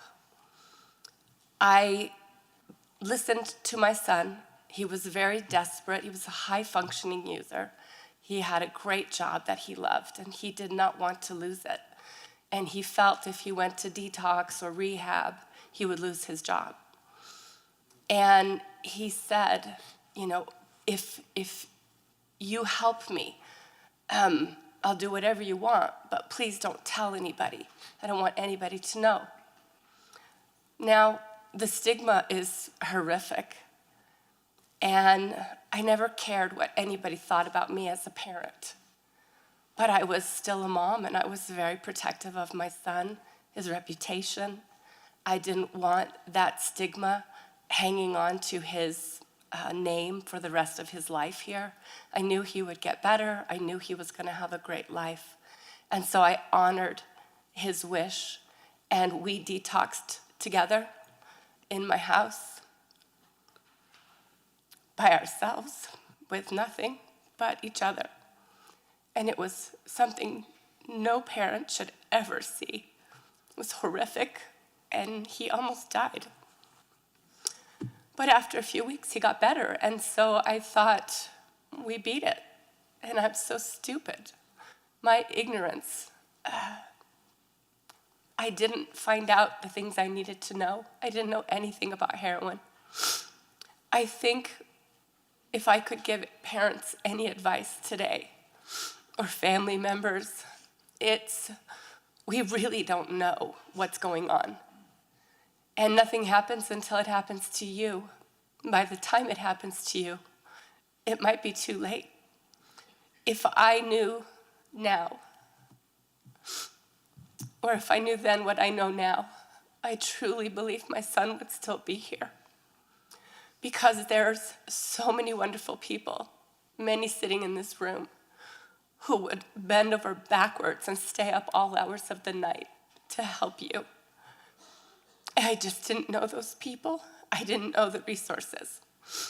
And my son, he was great. He got sober for a year, and he was the victim of the COVID lockdowns. He was in Michigan, and he got locked down in his apartment. And there was just nothing I could do. I talked to him every day, but he lasted about 2 weeks. Ended up calling a dealer and completely unaware that he did not get heroin. He got pure fentanyl, enough to kill 8 people. And he died by himself, sitting on his couch, completely across the United States from me. The choices that I made, I have to live with for the rest of my life. But I will keep fighting for everyone else to know that all you have to do is talk. Don't be quiet about it. After my son died, many of my friends came forward to tell me that they were struggling secretly with their children and how brave I was to tell everybody that my son died that way. But the bravery should have been when he was alive. So it doesn't matter. Just speak up, start asking for help, talk to people. Rally around your loved one as if they had been diagnosed with cancer. Get as much help as you can and just love them so, so much. Thank you. Thank you.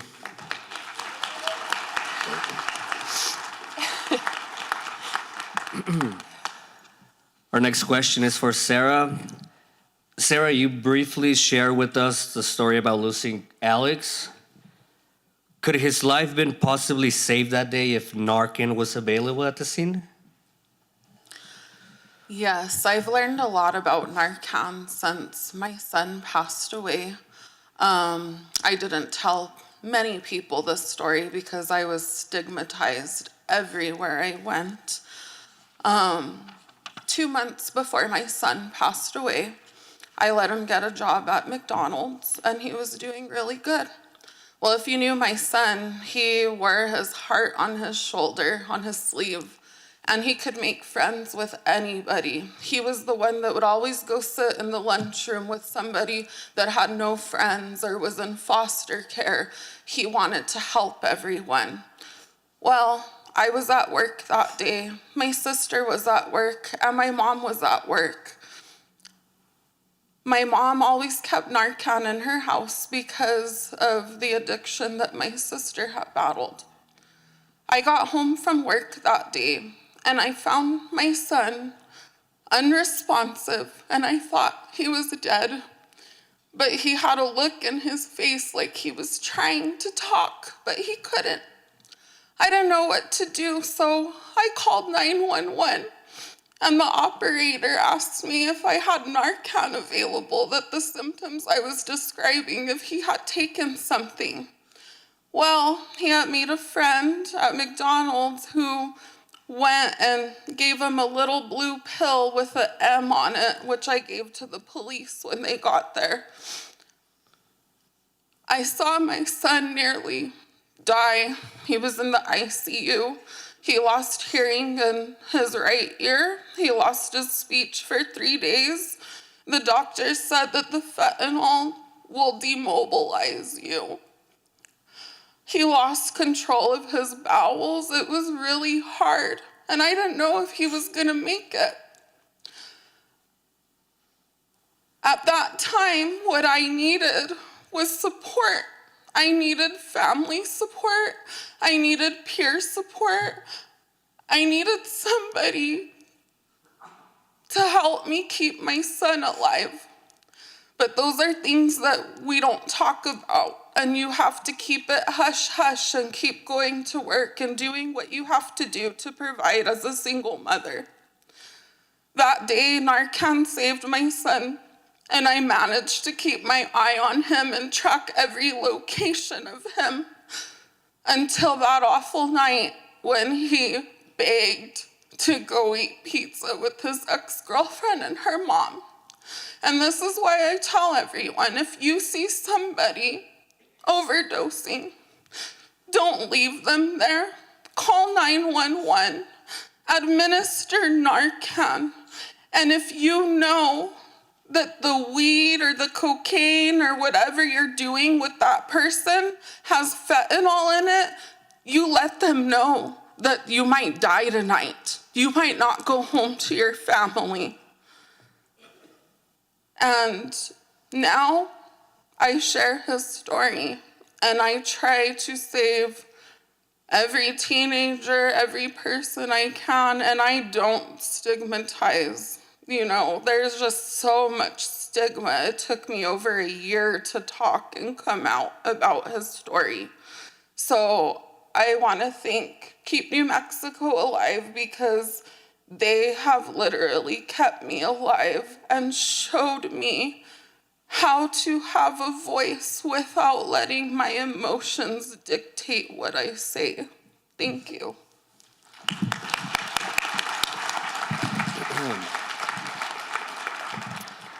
Antoinette is the Senior Executive Partner with YDI. Can you tell us, what would you give to encourage family members to support their loved ones? Thank you for that question. So, first of all, I'm here to say we got to fight the good fight. And we have to encourage our family members to manage healthy boundaries, to encourage them with words of kindness, to allow them to experience recovery, because it's not easy. You have your ups, you have your downs, and sometimes you feel alone. And thank God I've had good support.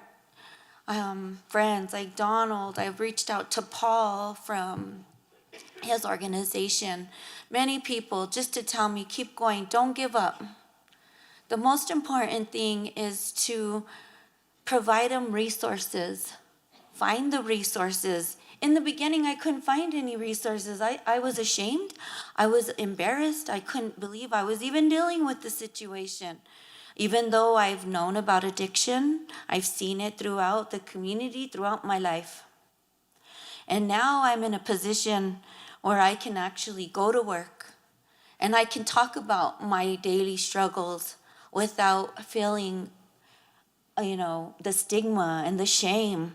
Now I can actually say, hey, I need help. I can't do this by myself. I've called Donald all hours. Donald, what do I do? Who do I call? And because of all that support and going through the trenches, I've been able to manage a support system for my family member and even for my friends that have their family members that are going through this, ways to cope with it and understand it. And I tell my family member, he was involved in a really bad ATV accident. When you grow up in a rural area and you're dealing with ATVs and this and that, there's always the potential for an accident. He was paralyzed. He broke his C1. He was handsome. He was going to school for nursing.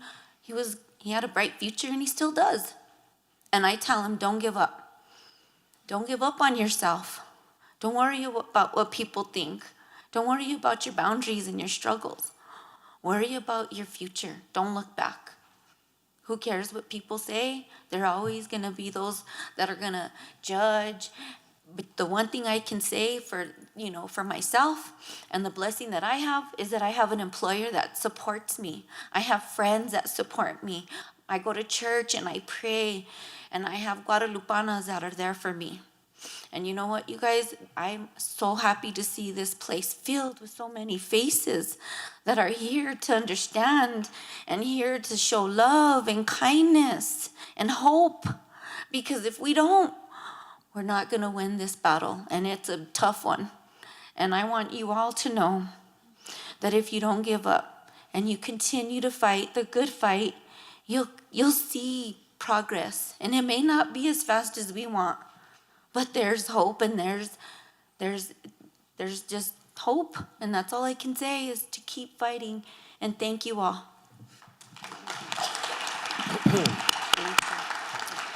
Last but not least, we have Dawn.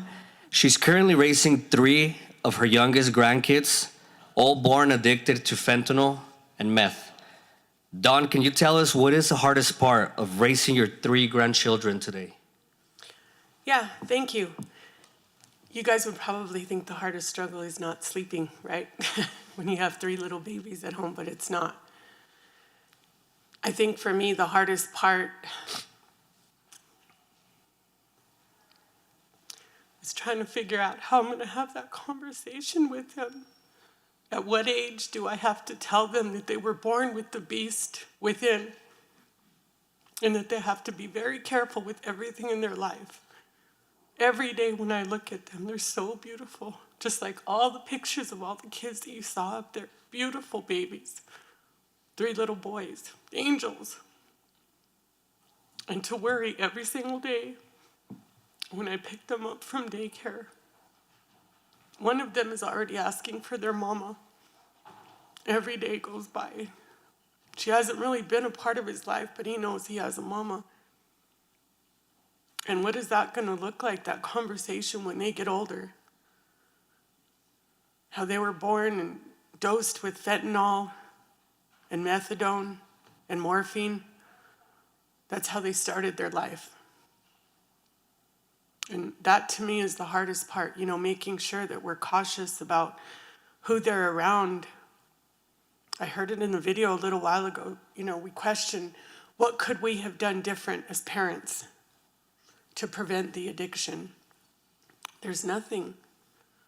The biggest thing that we can do is pay attention to who our kids leave with when they walk out of our homes, their influences.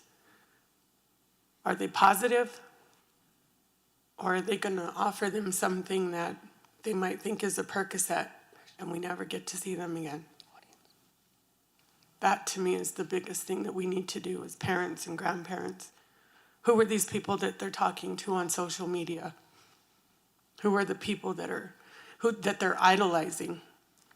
Who do they talk about all the time? Are we inviting them into our homes to get to know who they are? Because if not, you might want to start. Thank you. Thank you, Dawn. I think the key word here is support. We've heard it time and time again. We'll continue hearing it throughout this event. I want to close by saying you're not alone in this fight. Whether it's someone you know, a family member, a neighbor, or you're the one dealing with addiction on a daily basis, please reach out to someone. Whether it's a family member or a complete stranger, someone's always there to help. Thank you all for taking time to be here today, and let's show our support for the panel.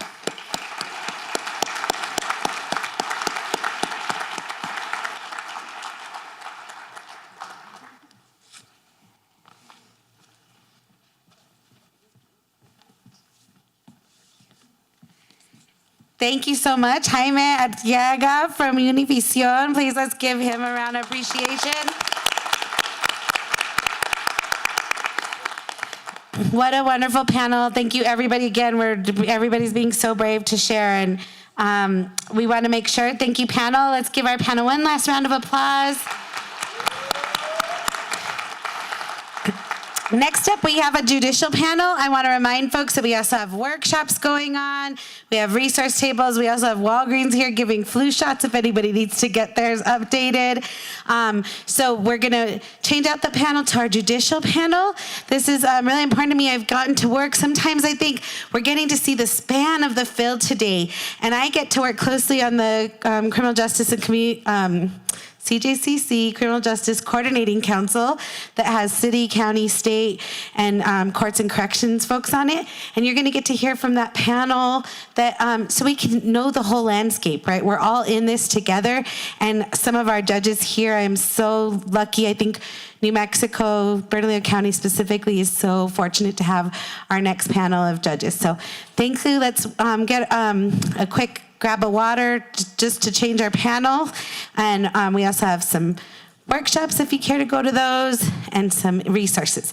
But we'll be back ready to start our next panel in the next 5 minutes. So we're trying to catch up a little bit on time.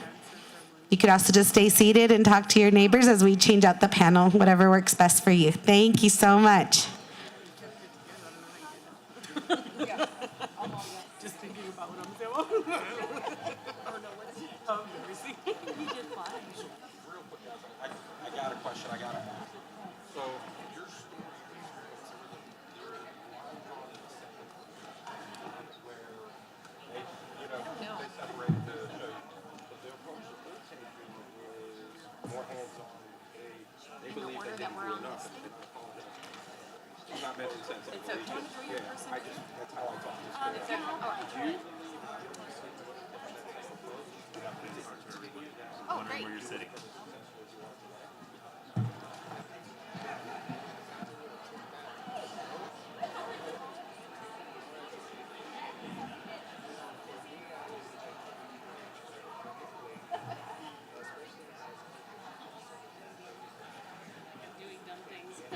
Hi, Judge. How are you?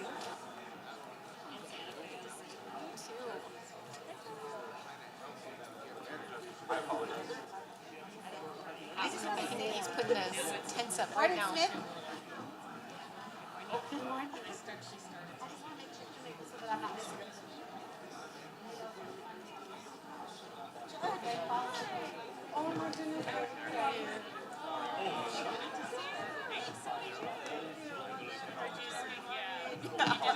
I was like, we have to follow you? Shoot. Yes. The right spot. I knew it. It's been a journey, but hey, one day at a time. Nice seeing you. Good to see you. I'm not sure where my name is. I can't.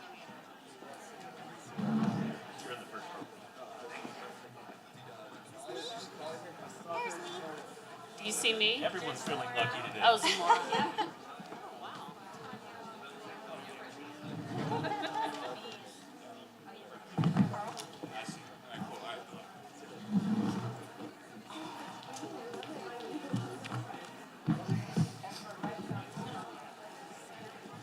I'm all nervous.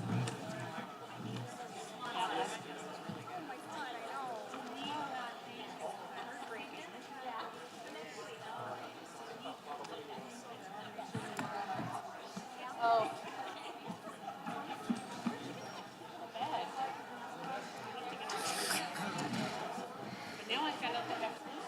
You know what? It might be easier on that side. There's steps there. I know, I'm a Danielle Tedesco fangirl too, so. No, take a picture, take a picture. I'm commenting because family wants pictures, of course, with the, or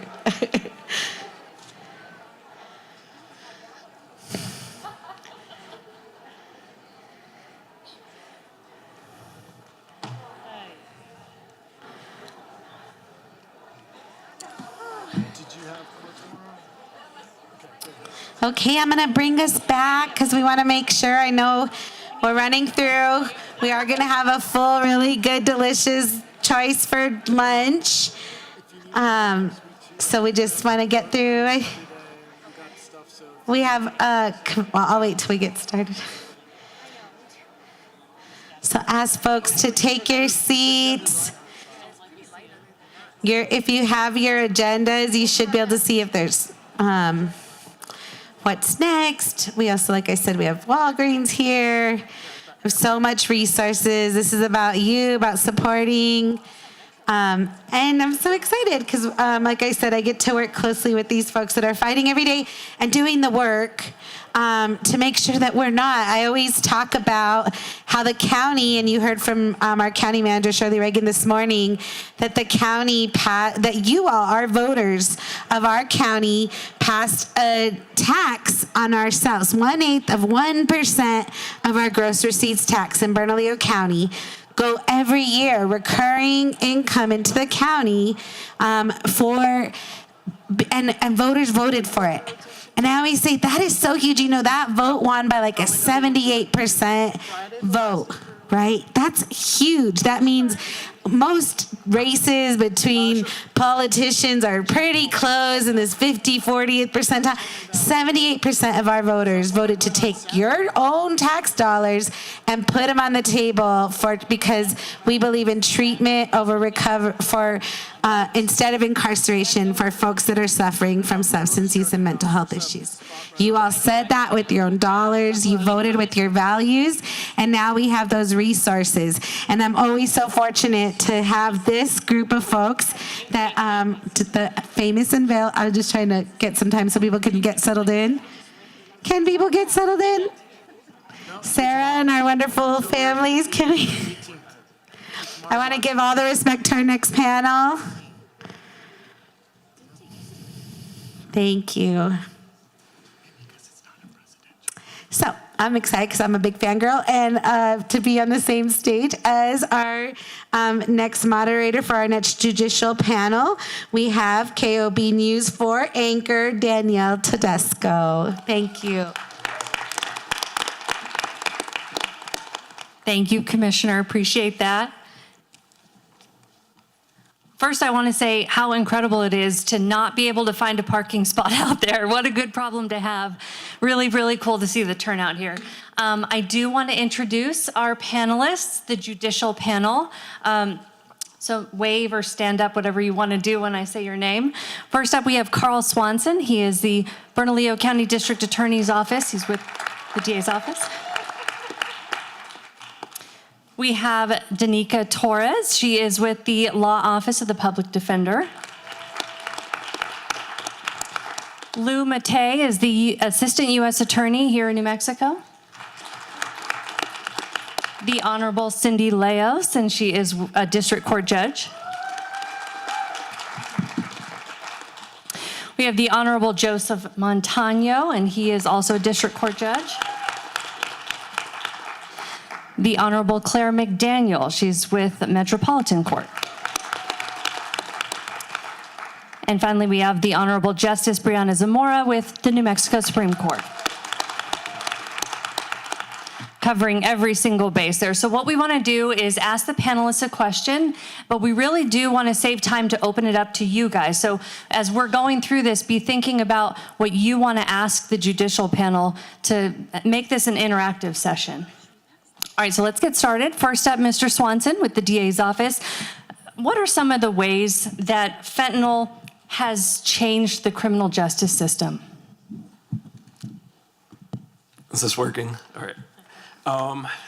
You know, I think like 2 years ago, part of my job is in the morning, I receive all the felony complaints at the office. And about 2 years ago, maybe 2.5 years ago now, we had a lot of heroin, a lot of cocaine, a lot of methamphetamine, and almost overnight, all that went away, and it just became like this blue pill that was counterfeit oxycodone, and it was just fentanyl after that, you know, and it's been fentanyl ever since, until just recently, and it's wild because there's actually kind of a shortage fentanyl supply right now in the streets, and so we're seeing heroin, cocaine, methamphetamine creep back in there along with fentanyl, which is just a really dangerous toxic combination. You know, I think people are using more than we've ever seen before. I have people in diversion programs using about 200 pills a day, and I can't wrap my head around that. You know, like how can you function and survive, on 200 pills a day and continue to go the next day? You know. And it's as cheap as 75 cents a pill. And I've even heard that some dealers are just giving it away. you know, and which is really, when you think about it, really just messed up because they're increasing that demand and you're getting people hooked on 150, 200 pills a day, and then now you're pulling back the supply. And so what does that do to the people out on the streets? And I think they're really struggling. We see a lot of overdoses. I file a lot of dismissals for people that die. And in fact, before I came up here this morning, I just learned about somebody that died from fentanyl overdose that graduated from one of our diversion programs. And so, and that's, you know, unfortunate, but after we listened to the last panel, I mean, this is a daily thing, you know, and I know that's not news to anybody out there, but that's some of the ways that it's changed our criminal justice system. But I also remain optimistic, and I think that we have amazing people that are out there, Steer the Heart Recovery, sitting right there, you know, the PPD program at the DA's office, just doing amazing work every single day, and some of the people up here as well. In fact, all of the people up here. Thank you. Thank you for that. All right, let's go over to Danica Torres with the Law Office of the Public Defender. Since 2007, she has focused her practice on defending New Mexico's youth. So, Ms. Torres, let's start with what barriers does the criminal justice system pose for people who are struggling with an addiction? Well, there's several.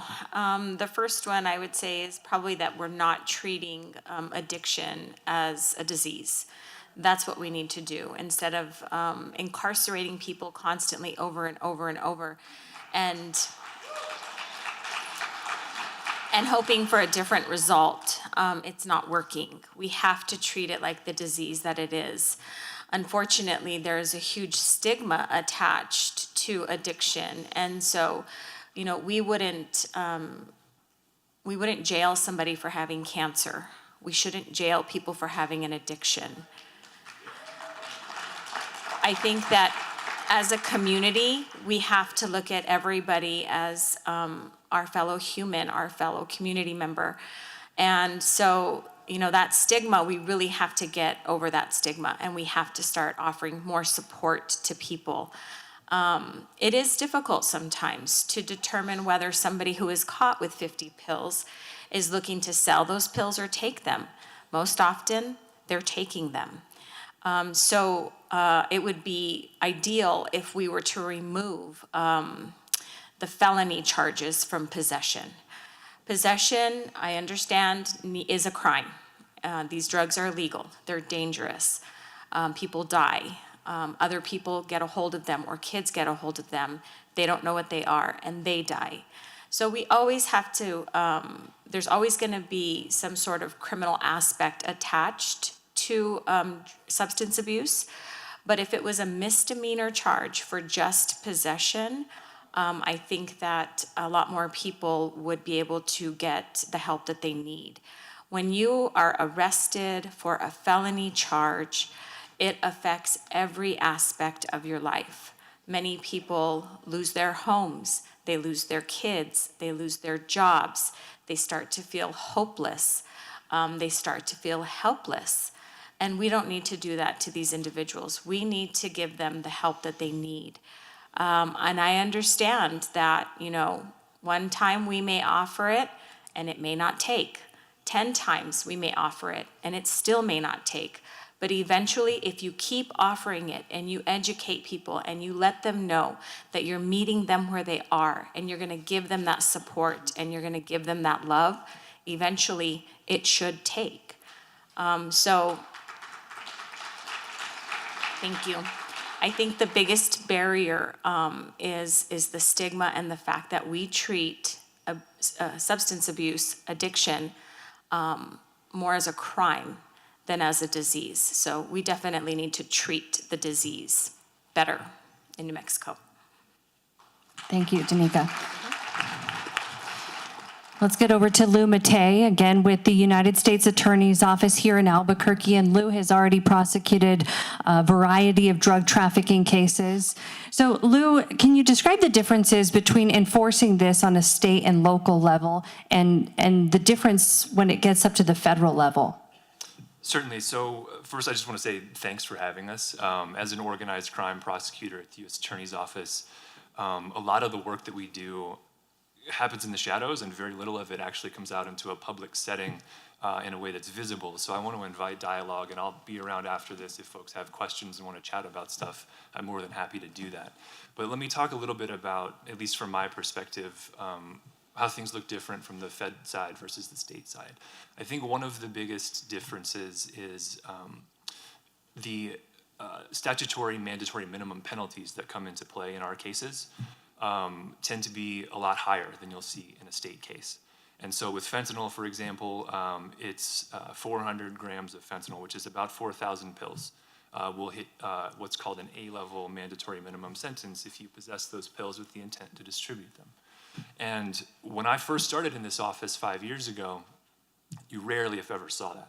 Nowadays, it's extremely common to find traffickers with that level of fentanyl, and I think it's partly due to the issue that Carl pointed out, is you have users sometimes using 100, 200 pills a day, and so the demand is so high that the market is saturated. So the reality is, with that much fentanyl on the streets, we need to focus our efforts in a way that is smarter. What we've been working towards is taking those mandatory minimum penalties, which are quite high, and focusing not on street-level users, street-level dealers. We focus on organizations. So, part of the toolkit that we have in the federal government is some of the stuff you see on, Narcos and The Wire and stuff like that. We do have some of these fancy tools to investigate these organizations. We have financial investigators, we have money laundering charges, and so our mandate is to dismantle those organizations everywhere from the precursor manufacturers in the Republic of China who are shipping those substances to Mexico, where fentanyl pills are manufactured on a mass scale, those bulk distributors who are then holding those drugs in Mexico and distributing them across the border, places like Phoenix, and then further distributed into New Mexico. We're focused on that supply chain, and it's been something that we've been working towards to dismantle that infrastructure from the beginning, where it starts in China, to where it hits Mexico, and then when it comes into the United States, so that we are being smart about levying those very significant penalties on folks who are involved in that bulk production and bulk distribution, dismantling their financial networks, and also looking at these cartels in sort of with a broader perspective, right? So drug cartels operate within an ecosystem, and they have more than just drugs, more than just fentanyl to make money. They make money off of human smuggling. They make money off of things, like avocados and gasoline, and they require firearms from the United States, which are smuggled south to maintain their control in Mexico. And so understanding that full ecosystem and using our toolkit to attack that problem in a more global way is something that we're really focused on at the U.S. Attorney's Office, and I'm proud to be a part of that work. Thank you. Let's get to Judge Cindy Leos. Judge Leos has been with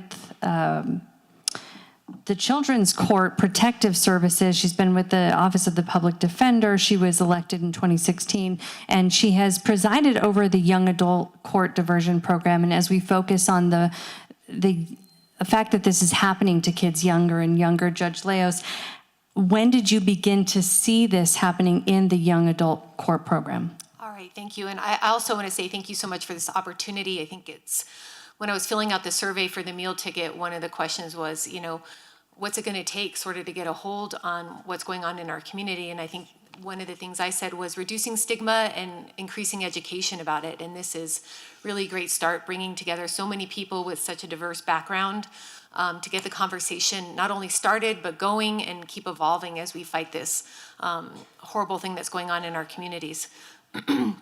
So we started Young Adult Court in 2017, early 2017. We had 2 participants. We've grown quite a bit, and we'll talk about that more in a panel later on today. But we started to hear about fentanyl in 2019.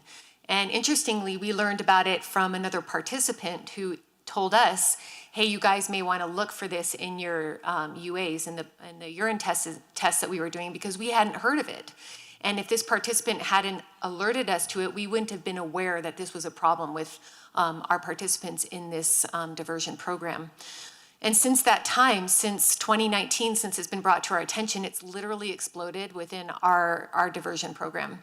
It is such an issue with our participants that we've actually developed a specific fentanyl track within young adult court.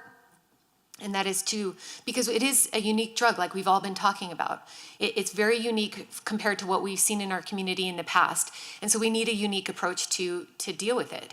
And so the way we look at the people who are in young adult court who are struggling with the fentanyl addiction is that we'll never kick you out. Young adult court's for 18 to 25-year-olds, but we will never kick you out of the program because we know it's going to take a long time to get a handle on it. Like Danica said, we don't just, it's not a cookie cutter approach. We're not just going to incarcerate everybody for it. We got to wait until people are ready to actually deal with the addiction. Thank you. So, yeah, we started to see in 2019, and unfortunately, it's only gotten worse.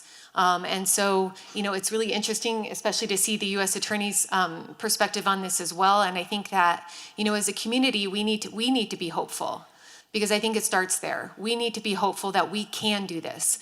We've seen many of our participants graduate who were addicted to fentanyl. They have graduated, they are thriving, and not only are they thriving in our community, but they're giving back to our community. You may have seen some of them in our ads.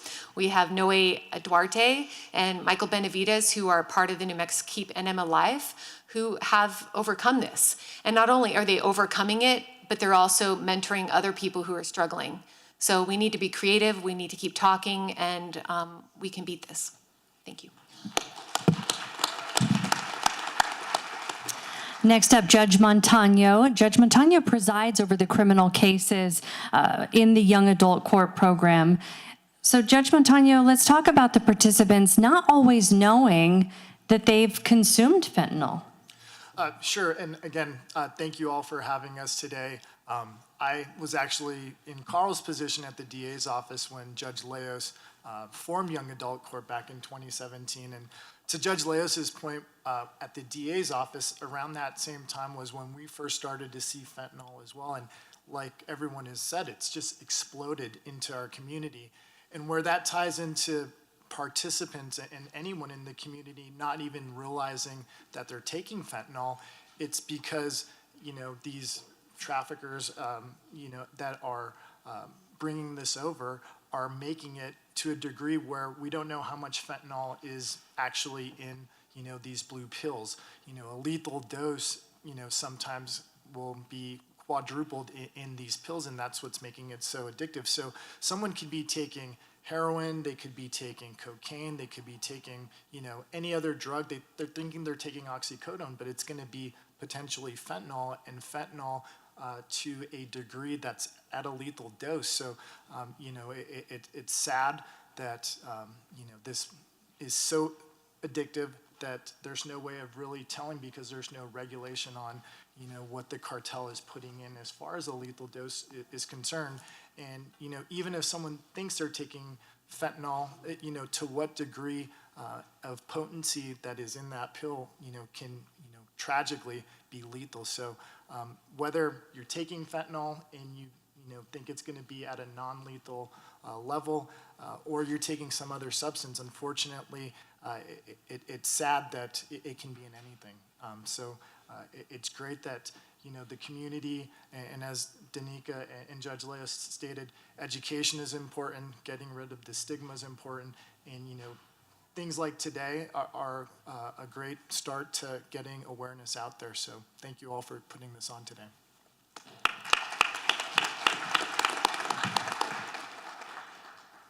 We have Judge McDaniel. Judge McDaniel has worked to create the Opioid Intervention Court. It's called the Overdose Prevention, Treatment, and Intervention Program, or opt-in is the easier way to say that. And it gets folks who are struggling with an addiction immediately into treatment. Judge McDaniel, let's talk about how the fentanyl crisis is affecting your docket and what you see on a daily basis. So, first of all, in an effort to reduce stigma and what everyone else has said, I've been clean, it'll be 15 years in January from heroin addiction. So, thank you. Thanks. And this addiction, it affects everyone from all walks of life. I know fellow judges who have family members who are children, who they haven't seen in months because they're struggling and they're on the street. I know, it just affects everyone. Nobody is exempt from this crisis that we're in right now. I'm kind of reiterating what other people have said, but in the past 2 years of being a judge, it's all I see. It has to be at least 70% of my docket is, involves fentanyl. And most of that is just the simple possession. I don't deal with like much trafficking and, anything more serious. So this is like 10 pills or less. And so my job as a judge is really just to, convince people to come to court. Just come to court, because if you come to court, maybe we can offer you some help. And exactly, yes. So with that in mind, my dream would be to get the support system and the resources of a specialty court and put them immediately into the process. So from the time the person gets arrested, released from custody, just a warm handoff. All those harm reduction things that we can do, just put them in the courtroom immediately. So if the person does come to court, have peer support there, have case managers there, hand out Narcan, fentanyl test strips, do all these things immediately for people, because it's taking over our communities, and it's really, it's really scary. But if people come to court, and I think that we should honor that. We should say, okay, how can we support you? We visited a program in New York. Justice Zamora and I we came back in August, and they talked about having mobile Suboxone induction vans outside the courthouse. And I think that is brilliant. If we can have food trucks outside of our courthouse, why can't we have induct them into methadone or Suboxone? We need to just, with what we see every day, how overwhelming it is. If they are brave enough against all odds to make it to court, if they're unhoused and in the throes of addiction, we need to offer them as much support and love and encouragement and resources as possible. So that is what my goal is as a preliminary hearing judge. And I have all the Keep NM Alive documents and cards and everything that Lisa Cedillo White has given me in my courtroom for people. And so but we could do so much more. But anyways, thank you for having me. I'm rambling. This is an intimidating panel to be a part of. Thank you all. Thank you for sharing that, Judge. Justice Brianna Zamora with the New Mexico Supreme Court. She's been in all levels of the judiciary, Metro Court, District Court. She's presided over various treatment courts. So Justice Zamora, let's ask you, what steps has the New Mexico judiciary taken to fight the fentanyl crisis? We've actually done a lot over the past few years. In large part, it's been education and training. But the Department of Therapeutic Justice with the Administrative Office of the Court, so that's the arm of the judiciary that implements all of our programs, provides all of our court officers training on Narcan and prevention overdose.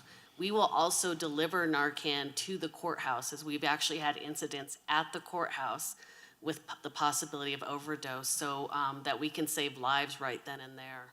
And we, in the last couple of years, created a mental health commission.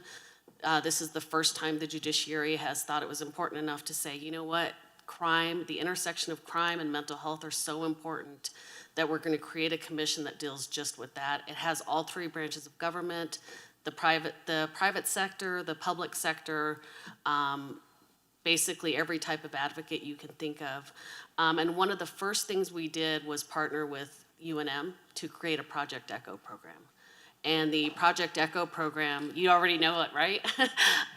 Is to train judges, and in our case, it's to train judges on opioid use disorder, the treatments, the assessments, the best practices. So those are some things we've done in the last couple of years at a statewide level, because we oversee the whole state, every courthouse in the state, every program in the state. So those are the most recent changes. Thank you.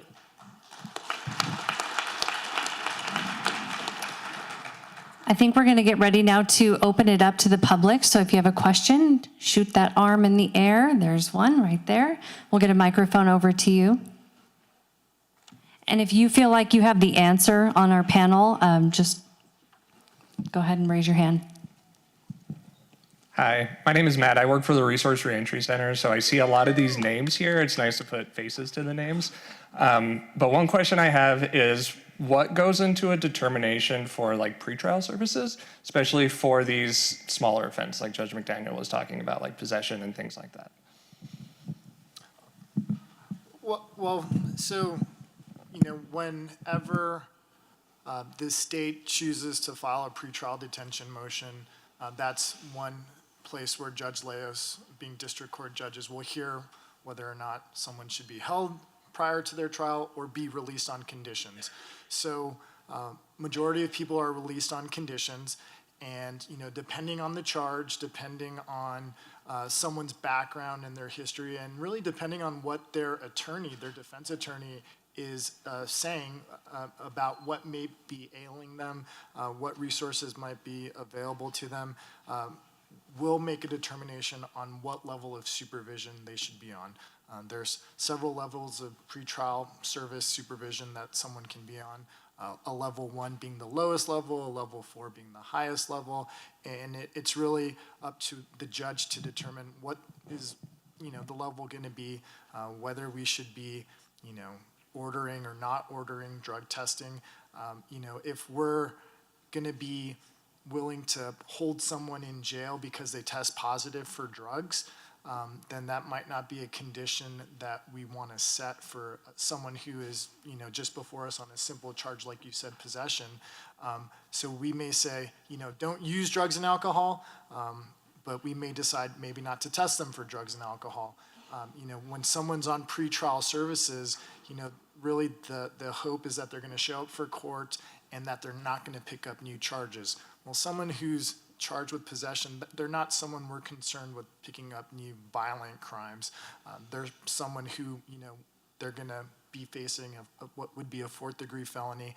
We want them on likely minimal services from pretrial as far as checking in and reporting, but pretrial services is in a position to offer these people counseling if that's something that they would like, and really it's up to our arm of pretrial services to engage the individual and meet them where they're at in maybe addressing some of those issues that they might be having. But for us as judges, someone who is on a low level, possession of fentanyl or any other 4th degree, drug, they're not someone who we're looking to set up for failure by making sure that if they're going to continue to test positive, that's something we're willing to keep them incarcerated for the time and length of what would be their case, which is anywhere from 6 to 7 months. I have nothing. He got it all. I have nothing else to add. Okay. Other questions? Yeah, Jerry Ortiz-Pino, and I recently saw on the news reports that the APD has been instructed to begin arresting people who are smoking or using fentanyl in public. Could the public defender and Judge McDaniel each respond to whether that's an effective approach and how it can be made effective if it's not an effective approach? Do you want to go first?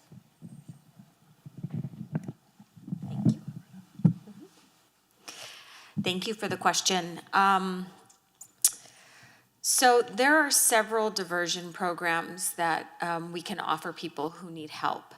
The first interaction with that person is obviously going to be law enforcement. Law enforcement has a program available to them called LEAD, Law Enforcement Assisted Diversion.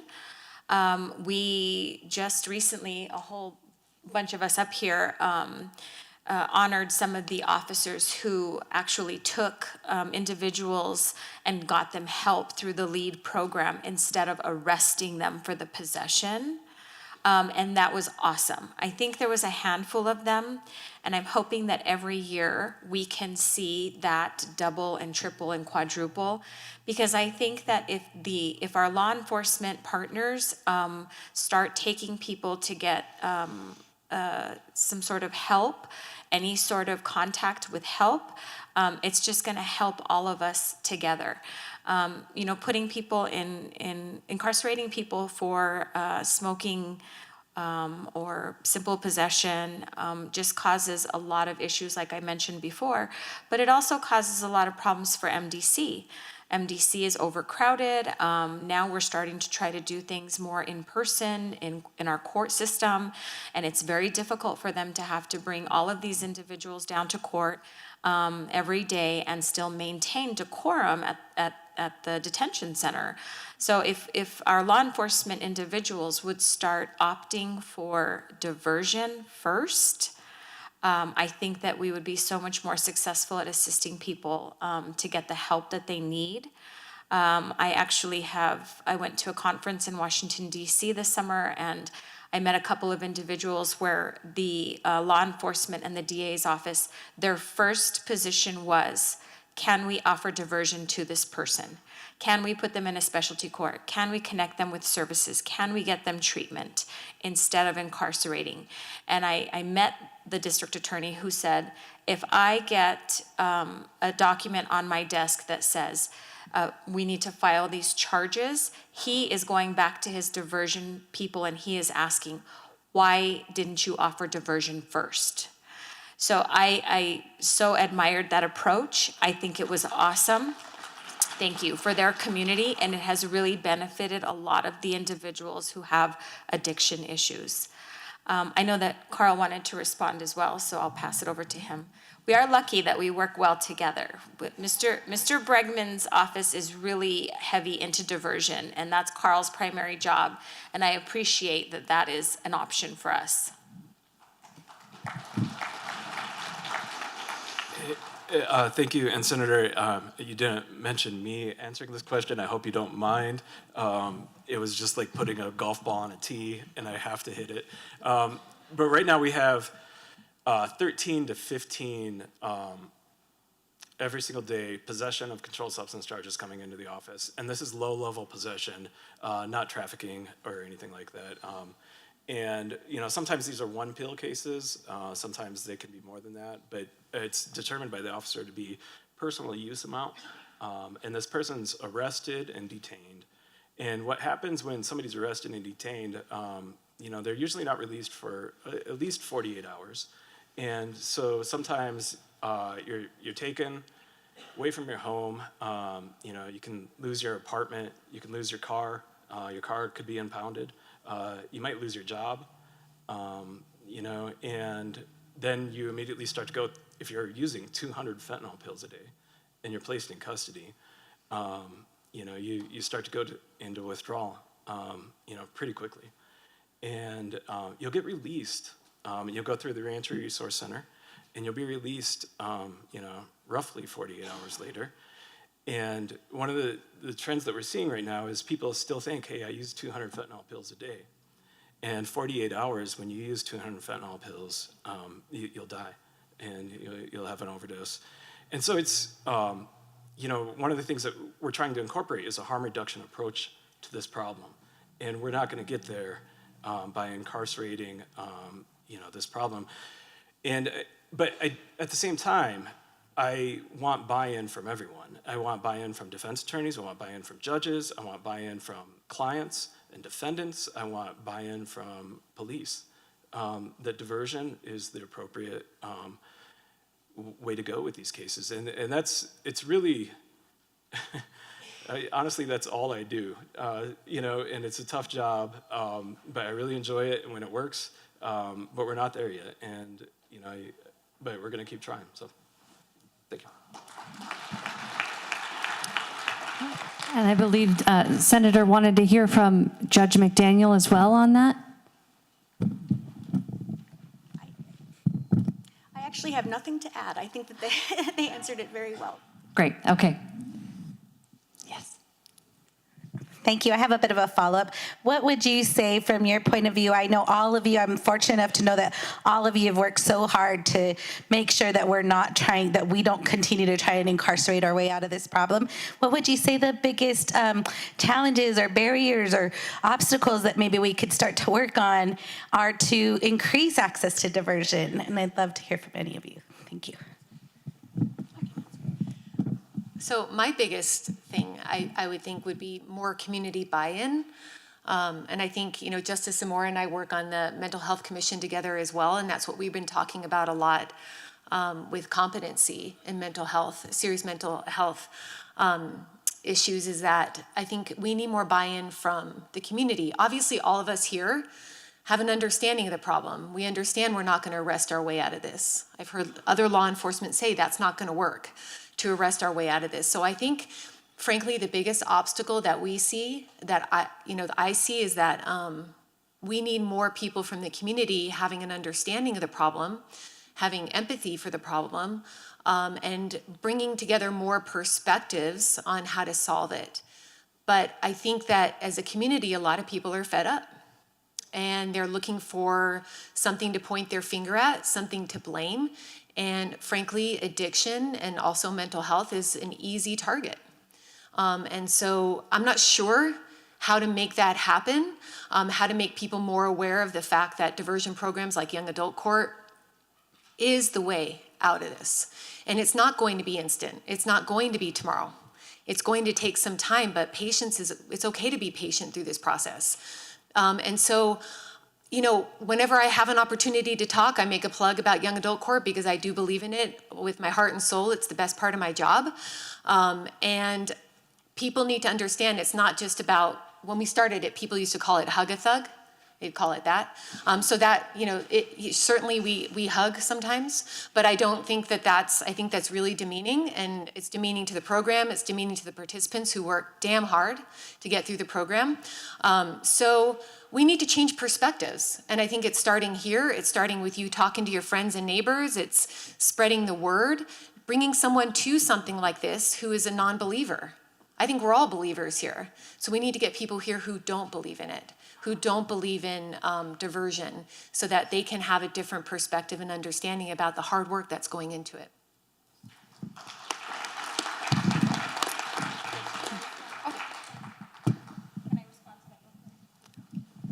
First, Danica would like to say something. Just real quick, I think our biggest obstacle is funding.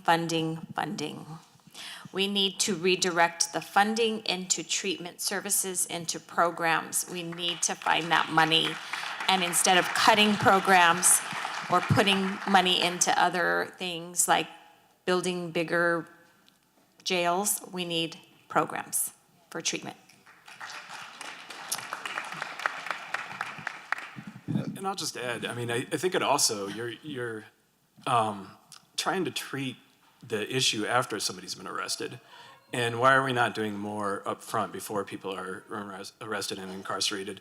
And Judge McDaniel, who by the way is my wife, full disclosure, so I'm going to agree with everything she says up here, but she mentioned, if we can have food trucks out front, why can't we have, places where people can get medicated assisted treatment out front of courts?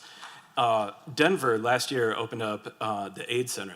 I think it's Assisted Intake and Diversion Center, and it's housed right outside the courthouses downtown Denver. And people can walk in 24/7. They can go anytime. They don't have to be arrested. It's not like the Reentry Resource Center where the only access you have is if you're leaving custody. But you can walk in right now. And I heard Kelly, who presented in the last panel, who lost her son to fentanyl, and she was frustrated because she didn't know where to go. And this would be a place that you could have 24/7, that anybody could go. We would have people transport you to the CARES campus. We could have access to state-of-the-art recovery, all treatment providers in New Mexico. We could just, funnel them in, funnel them out. And I don't know why that exists, or doesn't exist, because it's such a huge problem we have. And I think that, waiting for people to be arrested to solve the problem is just too late.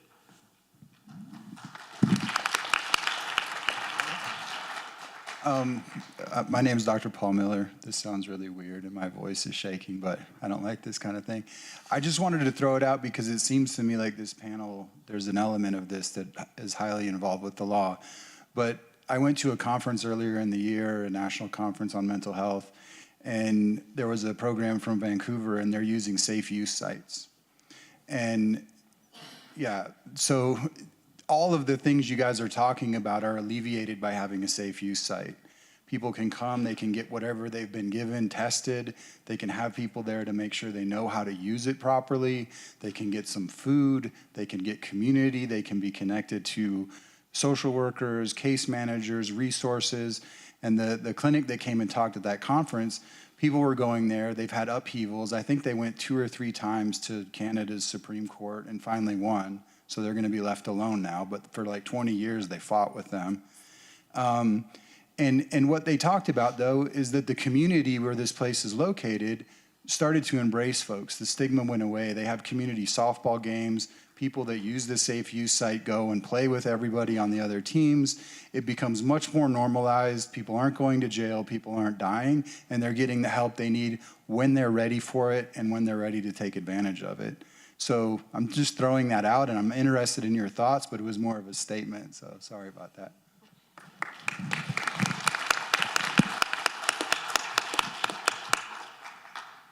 I think that would be awesome. We need that. We need to be able to meet people where they are. Okay, looks like we have one here, and I know this gentleman also had a question.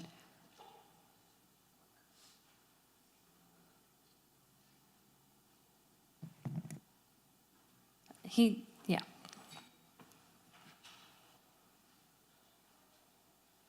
Next round for you. Sorry about that. Hi, my name is Viviana. I work for the first youth detox facility open in the state. I'm originally from Portland, Oregon, where they largely focus on decriminalization, and it has significantly improved the communities there. So my question for all of you is it possible to focus on decriminalization here in New Mexico, and what would that look like for your legislature? Justice Zamora. Yeah, I'll go ahead. So, and I think this goes to the Vancouver question as well.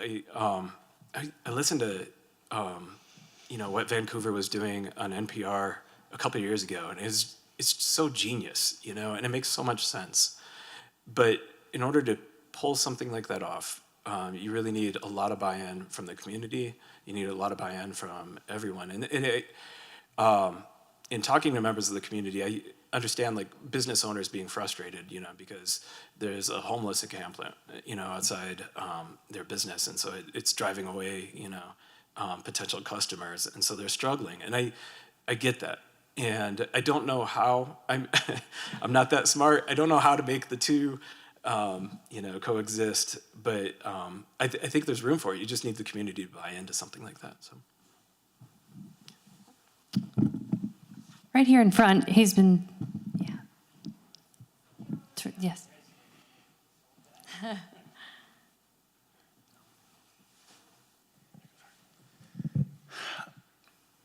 My name is Mark Harris. I've been in the field for 50 years.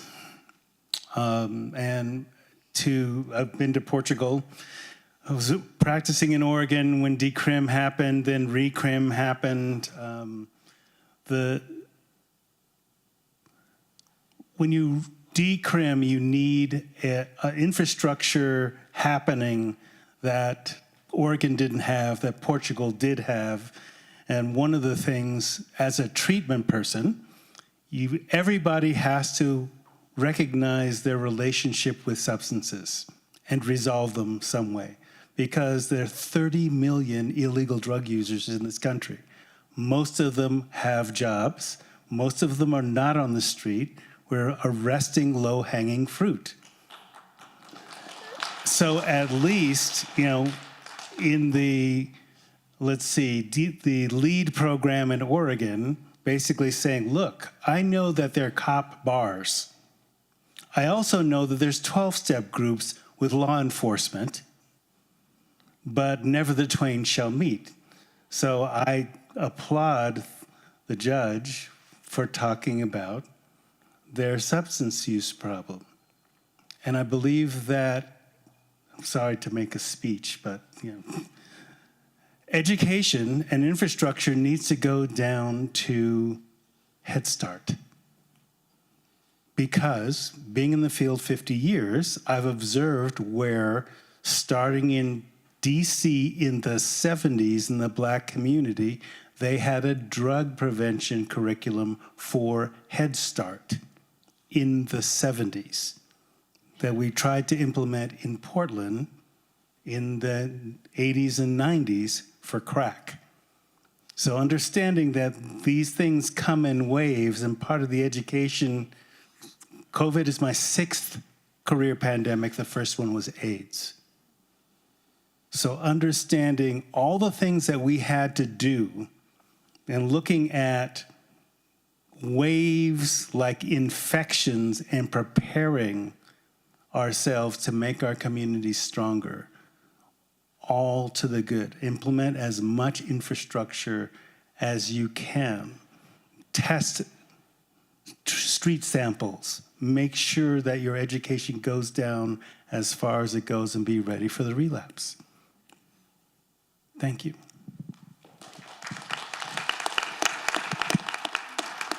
Anyone have a response, or should we move on to the next question? There's one right here, one over here. So my question's kind of a piggyback off of the last question too. So we all know we need more infrastructure in the system. I've worked in state facilities. I've been a probation and parole officer with the state of New Mexico, and now I currently work with UNMH at MDC. And I feel like the biggest thing, or the biggest barrier to us trying to get past this pandemic is communication and education and infrastructure. And I'd like to hear from any of you guys, what do you think, or what do you guys have planning that would help us ease that barrier as far as communicating more effectively, cross-departmentally, and getting more education more readily available to the public, to clients, and to people already working in the sector? I can tell you at a statewide level, the judiciary is very interested in collaborating. We are experts in building court programs, but these court programs involve public health issues. So we now realize that we have to bring everyone together, our public health administrators, our behavioral health providers, our corrections officers, our police officers, because we got to understand how to treat the public health problem, whether it's fentanyl, mental health, whatever it is. And that's why the commission was created, for the very reason you're talking about, so that we can start building programs that aren't just court programs or probation programs or pretrial service programs, but they're community programs that extend well beyond the person's time in whatever, well past the time that they're in the court system. We want them to be able to continue on with that care. So we are really looking at it as a public health issue, and invite any collaboration from anyone willing to do that. And that's what I was going to answer to the prior question, is that it really is a collaboration issue. Now with housing, we can build court programs, but we have to have a place for these individuals to go. And so we really do need to be collaborating with our housing folks that are willing to take justice-involved individuals and talk about the barriers that some of these housing programs have for the individuals who are coming in and out of our courthouse. So that answered your question. I also wanted to shout out for what you guys are doing at MDC. That's really, really awesome. I've seen like just a lot more success. If you can, I don't know if y'all know this, but they've started inducting people onto Suboxone in MDC within hours of arrest. And I've seen people actually show up and continue that in the community. And it's been a game changer. So you guys are doing such great work there. Just wanted to put that out there. Down here, over there. Hi. Thank you for all of the compassion that each of you have showed in speaking today. My question is related to this being a public health issue, and I guess I wonder, is there data that's presented to you or to the Legislative Financial Committee on the cost savings from getting a person into treatment or decrease in criminal activity pre-treatment compared to post-treatment, those sorts of things?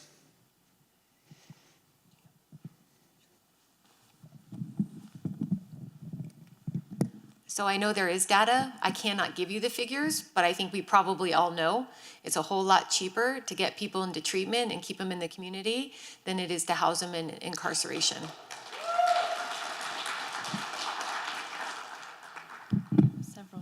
And I'll say, I don't know that this is directly responsive because I see things from the federal side, but whenever a federal defendant is sentenced, that is part of the report that goes to the judge. It says, here's the cost of having this person on supervision versus the cost of incarcerating that person. And so it's something that the prosecutor, the defense attorney, and the judge is thinking about in terms of fashioning sentences. So to that extent, yes. And I just want to make a sort of a global comment too that I'm not sure where the right place to fit this in is, but there's been a lot of discussion about this stigma of drug addiction. And I think as someone from the federal perspective here, I ought to just say this, that I think a large part of it is the federal war on drugs created this stigma, and we ought to like recognize that, right? And so, that's not a popular thing to say in a lot of my circles, but like it is real. And part of dealing with that reality is that, you know, we need to be smarter about where we're targeting federal prosecution and those, you know, sort of extraordinary sentences that I talked about before, and not targeting it at folks who might be selling to support an addiction. And we've worked really hard to expand on the federal side our pretrial diversion program. It's not probably as well built out as the state program, and it does, you know, require usually an arrest to initiate this kind of court contact. But once that person is there, we've started to take a really hard and careful look at whether this is someone who needs to be in more of a diversion setting, who can benefit from treatment as opposed to being locked up for these extraordinary periods of time. And so it's a work in progress. We've relied heavily on our court system, which actually is fairly well resourced. Once someone is in that system, we have a fantastic pretrial services office and a fantastic probation office that can connect folks with services, finishing their education, finding employment, things of that nature. And so we're working really hard to expand those opportunities as well.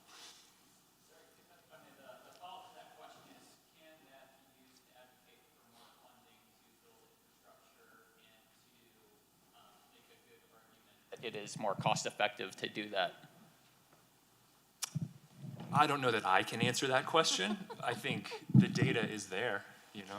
I mean, absolutely. You can absolutely use those numbers to present, of course, to our legislators to try to get more funding for creating programs instead of jailing people. And I will say that recently, this past year, we did, a bunch of us up here did work together to create a warrant forgiveness workshop that was kind of born out of my own ignorance because Metro Court always would have these warrant workshops and they would forgive warrants for people who couldn't show up to court for whatever reason. There's several reasons, you know, somebody didn't have transportation, somebody didn't have childcare, somebody couldn't get off of work, and they end up with this warrant because they can't show up to court, and then they end up getting jailed, and then they end up losing their job, and they end up losing all of this stuff going forward. And we end up paying for them to be in that facility for so long.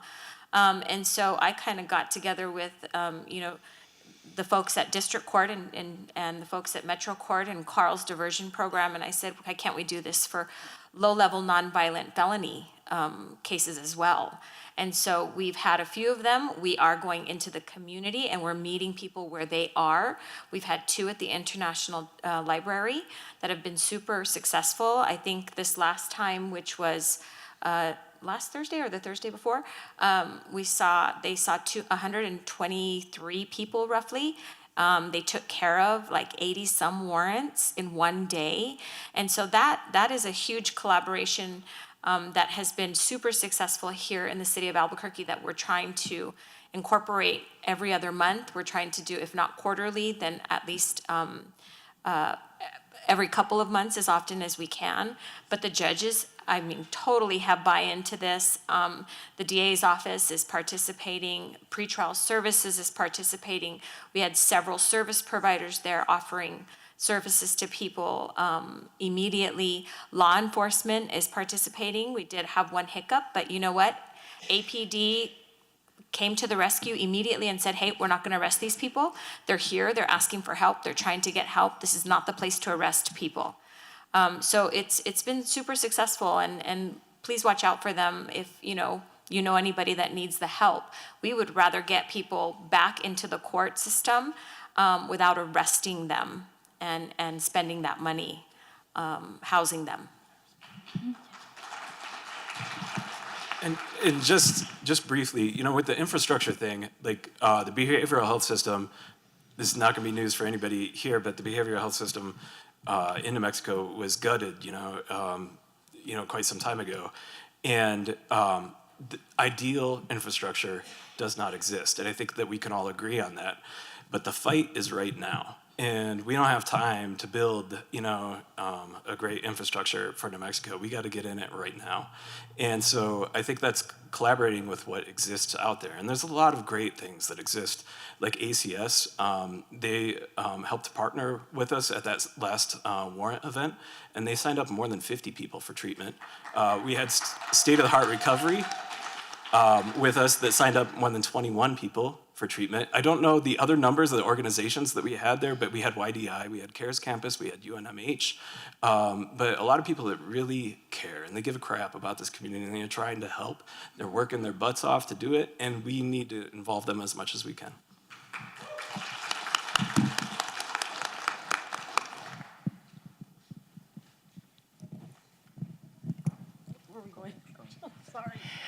Hi, thank you for being here today. I'm Kathy Court with Bernalillo County. As you may well be aware, Bernalillo County and City of Albuquerque are collaborating together to come up with a strategic plan for the use of opioid settlement funds, which to date are around $50 million between the two entities. So I would love to hear from the panel, from your perspective, what are the top 3 priority areas should we be directing opioid settlement funds toward, knowing that this funding isn't just going to happen forever, but 3 top areas that you think should be directed with this money? I'll start with my number 1, and I think I already spoke with you about this. At the Public Defender's Office, we really have a difficult time getting people to treatment. We can get people out of jail, but we can't transport them to treatment. We really need funding to transport people from MDC to whatever facility they need to be at to get the services that they need. There's so many different facilities in the state of New Mexico, and oftentimes people think that the Public Defender's Office, we're responsible for transporting people, and we can't do that. There's an inherent danger to that, right? You never know where people are when they're being released. And we always want to be there to support our clients, but we need to use some of that funding to transport these individuals if they want the treatment. Some areas use specialized Uber drivers. The courts contract with the Uber drivers, and they do just transports for incarcerated people who are released. Some jurisdictions, the state pays for the transportation. So that was my number 1 request, because we have facilities and we do have beds available. There's not a lot, but we do have facilities. We need to pour some of that money into the infrastructure and creating more treatment, but getting people to those services is key. That would be our first request. Anybody else wants to respond?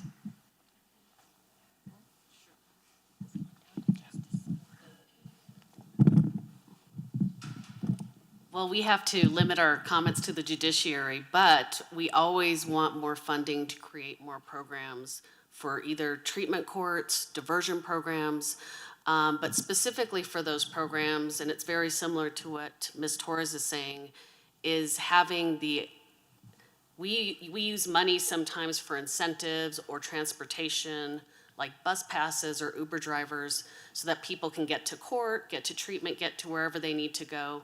And then again, I'm going to repeat it because it is one of the most challenging things is money for programs that will house individuals who have pending felony cases.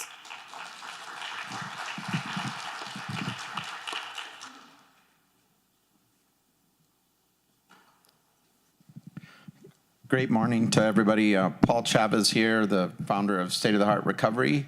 My life work is, thank you, focused on a decarceration model. So I think my opinion is important here. It's to acknowledge the value of the incarceration model, a powerful incarceration model. You cannot offer a decarceration model to a community without incarceration. Accountability is part of the reality here. And so I think I really want to just, applaud you all for making a powerful incarceration model, not meaning that it's powerful in the sense that it's, taking people's rights away and incarcerating them in a strong way, right? Of course. But I think when we see our brothers and sisters out in the streets, it's not acceptable to just ignore that and say, oh, well, we don't want to arrest them. Well, there are brothers and sisters. We got to do something. We can't just ignore them. So that critical place out in the streets where you find people struggling, we need on-ramps from there into somewhere. We're not saying it's incarceration or decarceration. It's a gray zone, right? And so together, it's a powerful place we find ourselves if we can find a powerful decarceration model that is coupled with a powerful incarceration model. So I just want to thank all of you guys again for the great work that you're doing to make that happen.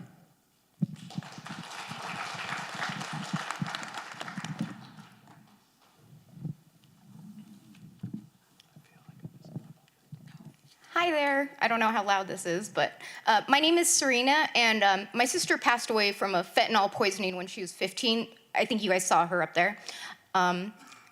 We found the guys who sold the pills to her that she thought was Xanax, and nothing ever came from it. I'm wondering if there's like any laws or anything you guys have for selling to minors. She was 15. So, I'll come talk to you after this, and I'll give you my phone number, and you can text me, and I'll try to find out some information for you. But there are laws, and as my federal counterpart up here mentioned, that I think going after traffickers, people that are actively out there trying to harm people, should be our top priority. Not necessarily arresting low-level offenders, but going after people that are harming people.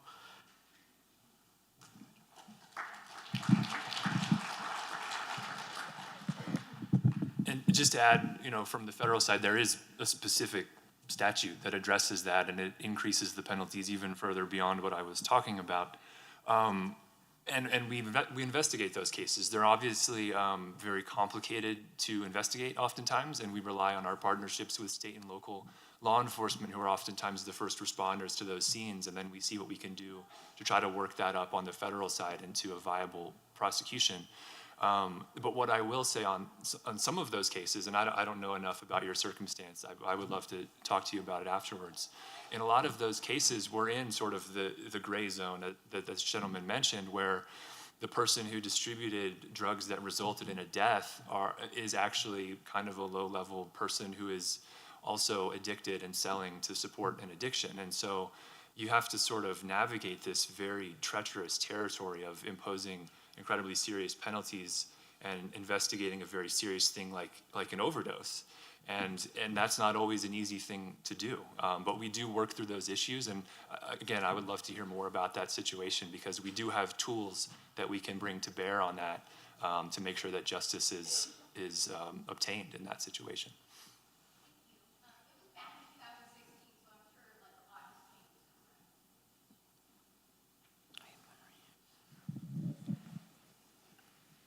I'm Representative Tara Lujan.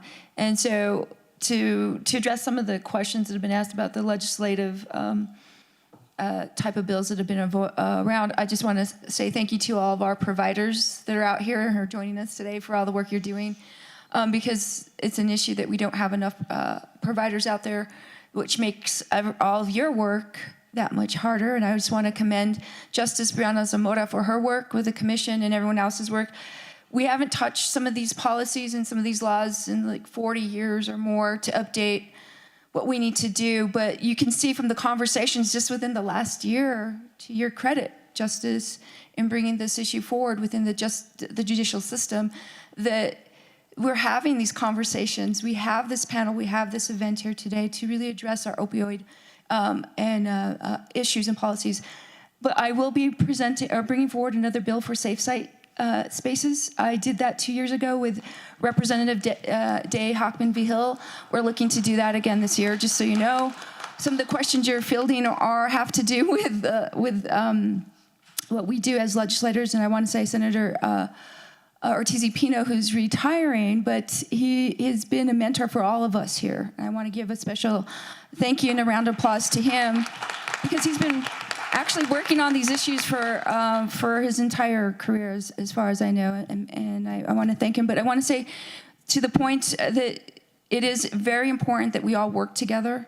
I think that's been the biggest lesson for me as a legislator, bringing some of this policy forward, is knowing where everybody is and meeting everybody where they are regarding the policy, regarding the issue, but really moving forward with it and pushing forward. And I just want to say thank you to our judicial system, because I've learned so much from you just over the last year and a half. It's just like incredible amount of attention that we have paid to these issues and these policies.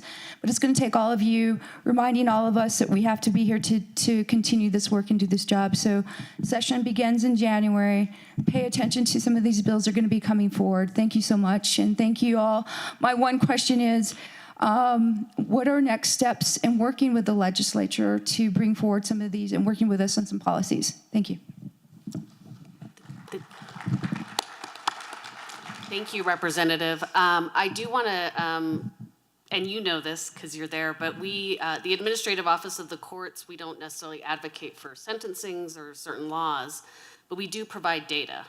And I am obsessed with data. I want more data because I think you have equity in our system when you have more data. But I know that the Sentencing Commission provides data. I know UNM provides data. So the data is there that you're talking about from your earlier question. I think next steps are, well, we're going to be there. We're going to be asking for funding to create more programs, including more drug courts, more treatment courts, more diversion courts. With all of that said, and I just like not to be the bearer of bad news, we do utilize evidence-based practices in creating our programs. What does that mean? That means it takes longer. That means they take longer to implement, and then we get them evaluated, and then we improve them. So it's just a longer process, even when all of the resources are out there, which they're not. But every session we go, the judiciary, and asks for funding all throughout the state. There's still courts in this state that don't even have a drug court program. So we're very lucky in Bernalillo County that we have the programs we do. We also ask for funding to expand the programs. And I will tell you that the legislature in the past few years has been very gracious in providing the judiciary funding to start programs we haven't had in decades or ever. So I should say a shout out to both of you. Thank you.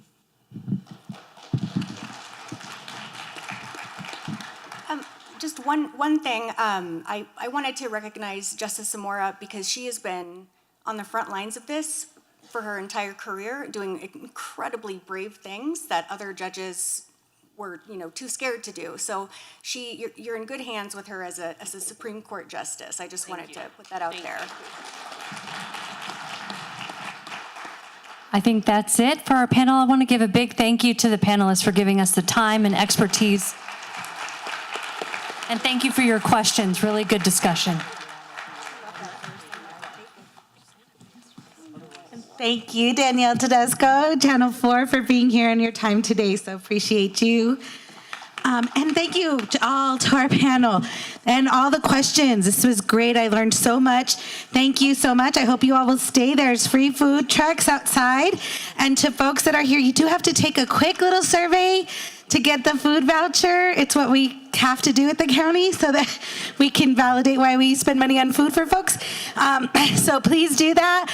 We're excited. I want to thank Warden Kai Smith for being here today. I think for some of the questions that folks said, we need to build this ecosystem, and I believe it's here. So let's do it together, and I want to collaborate with everybody on this panel. Let's go get your, and we still have Walgreens giving COVID flu vaccines.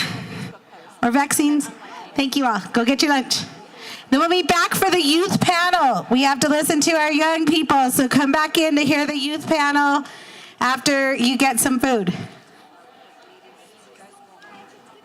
Yay. Good questions.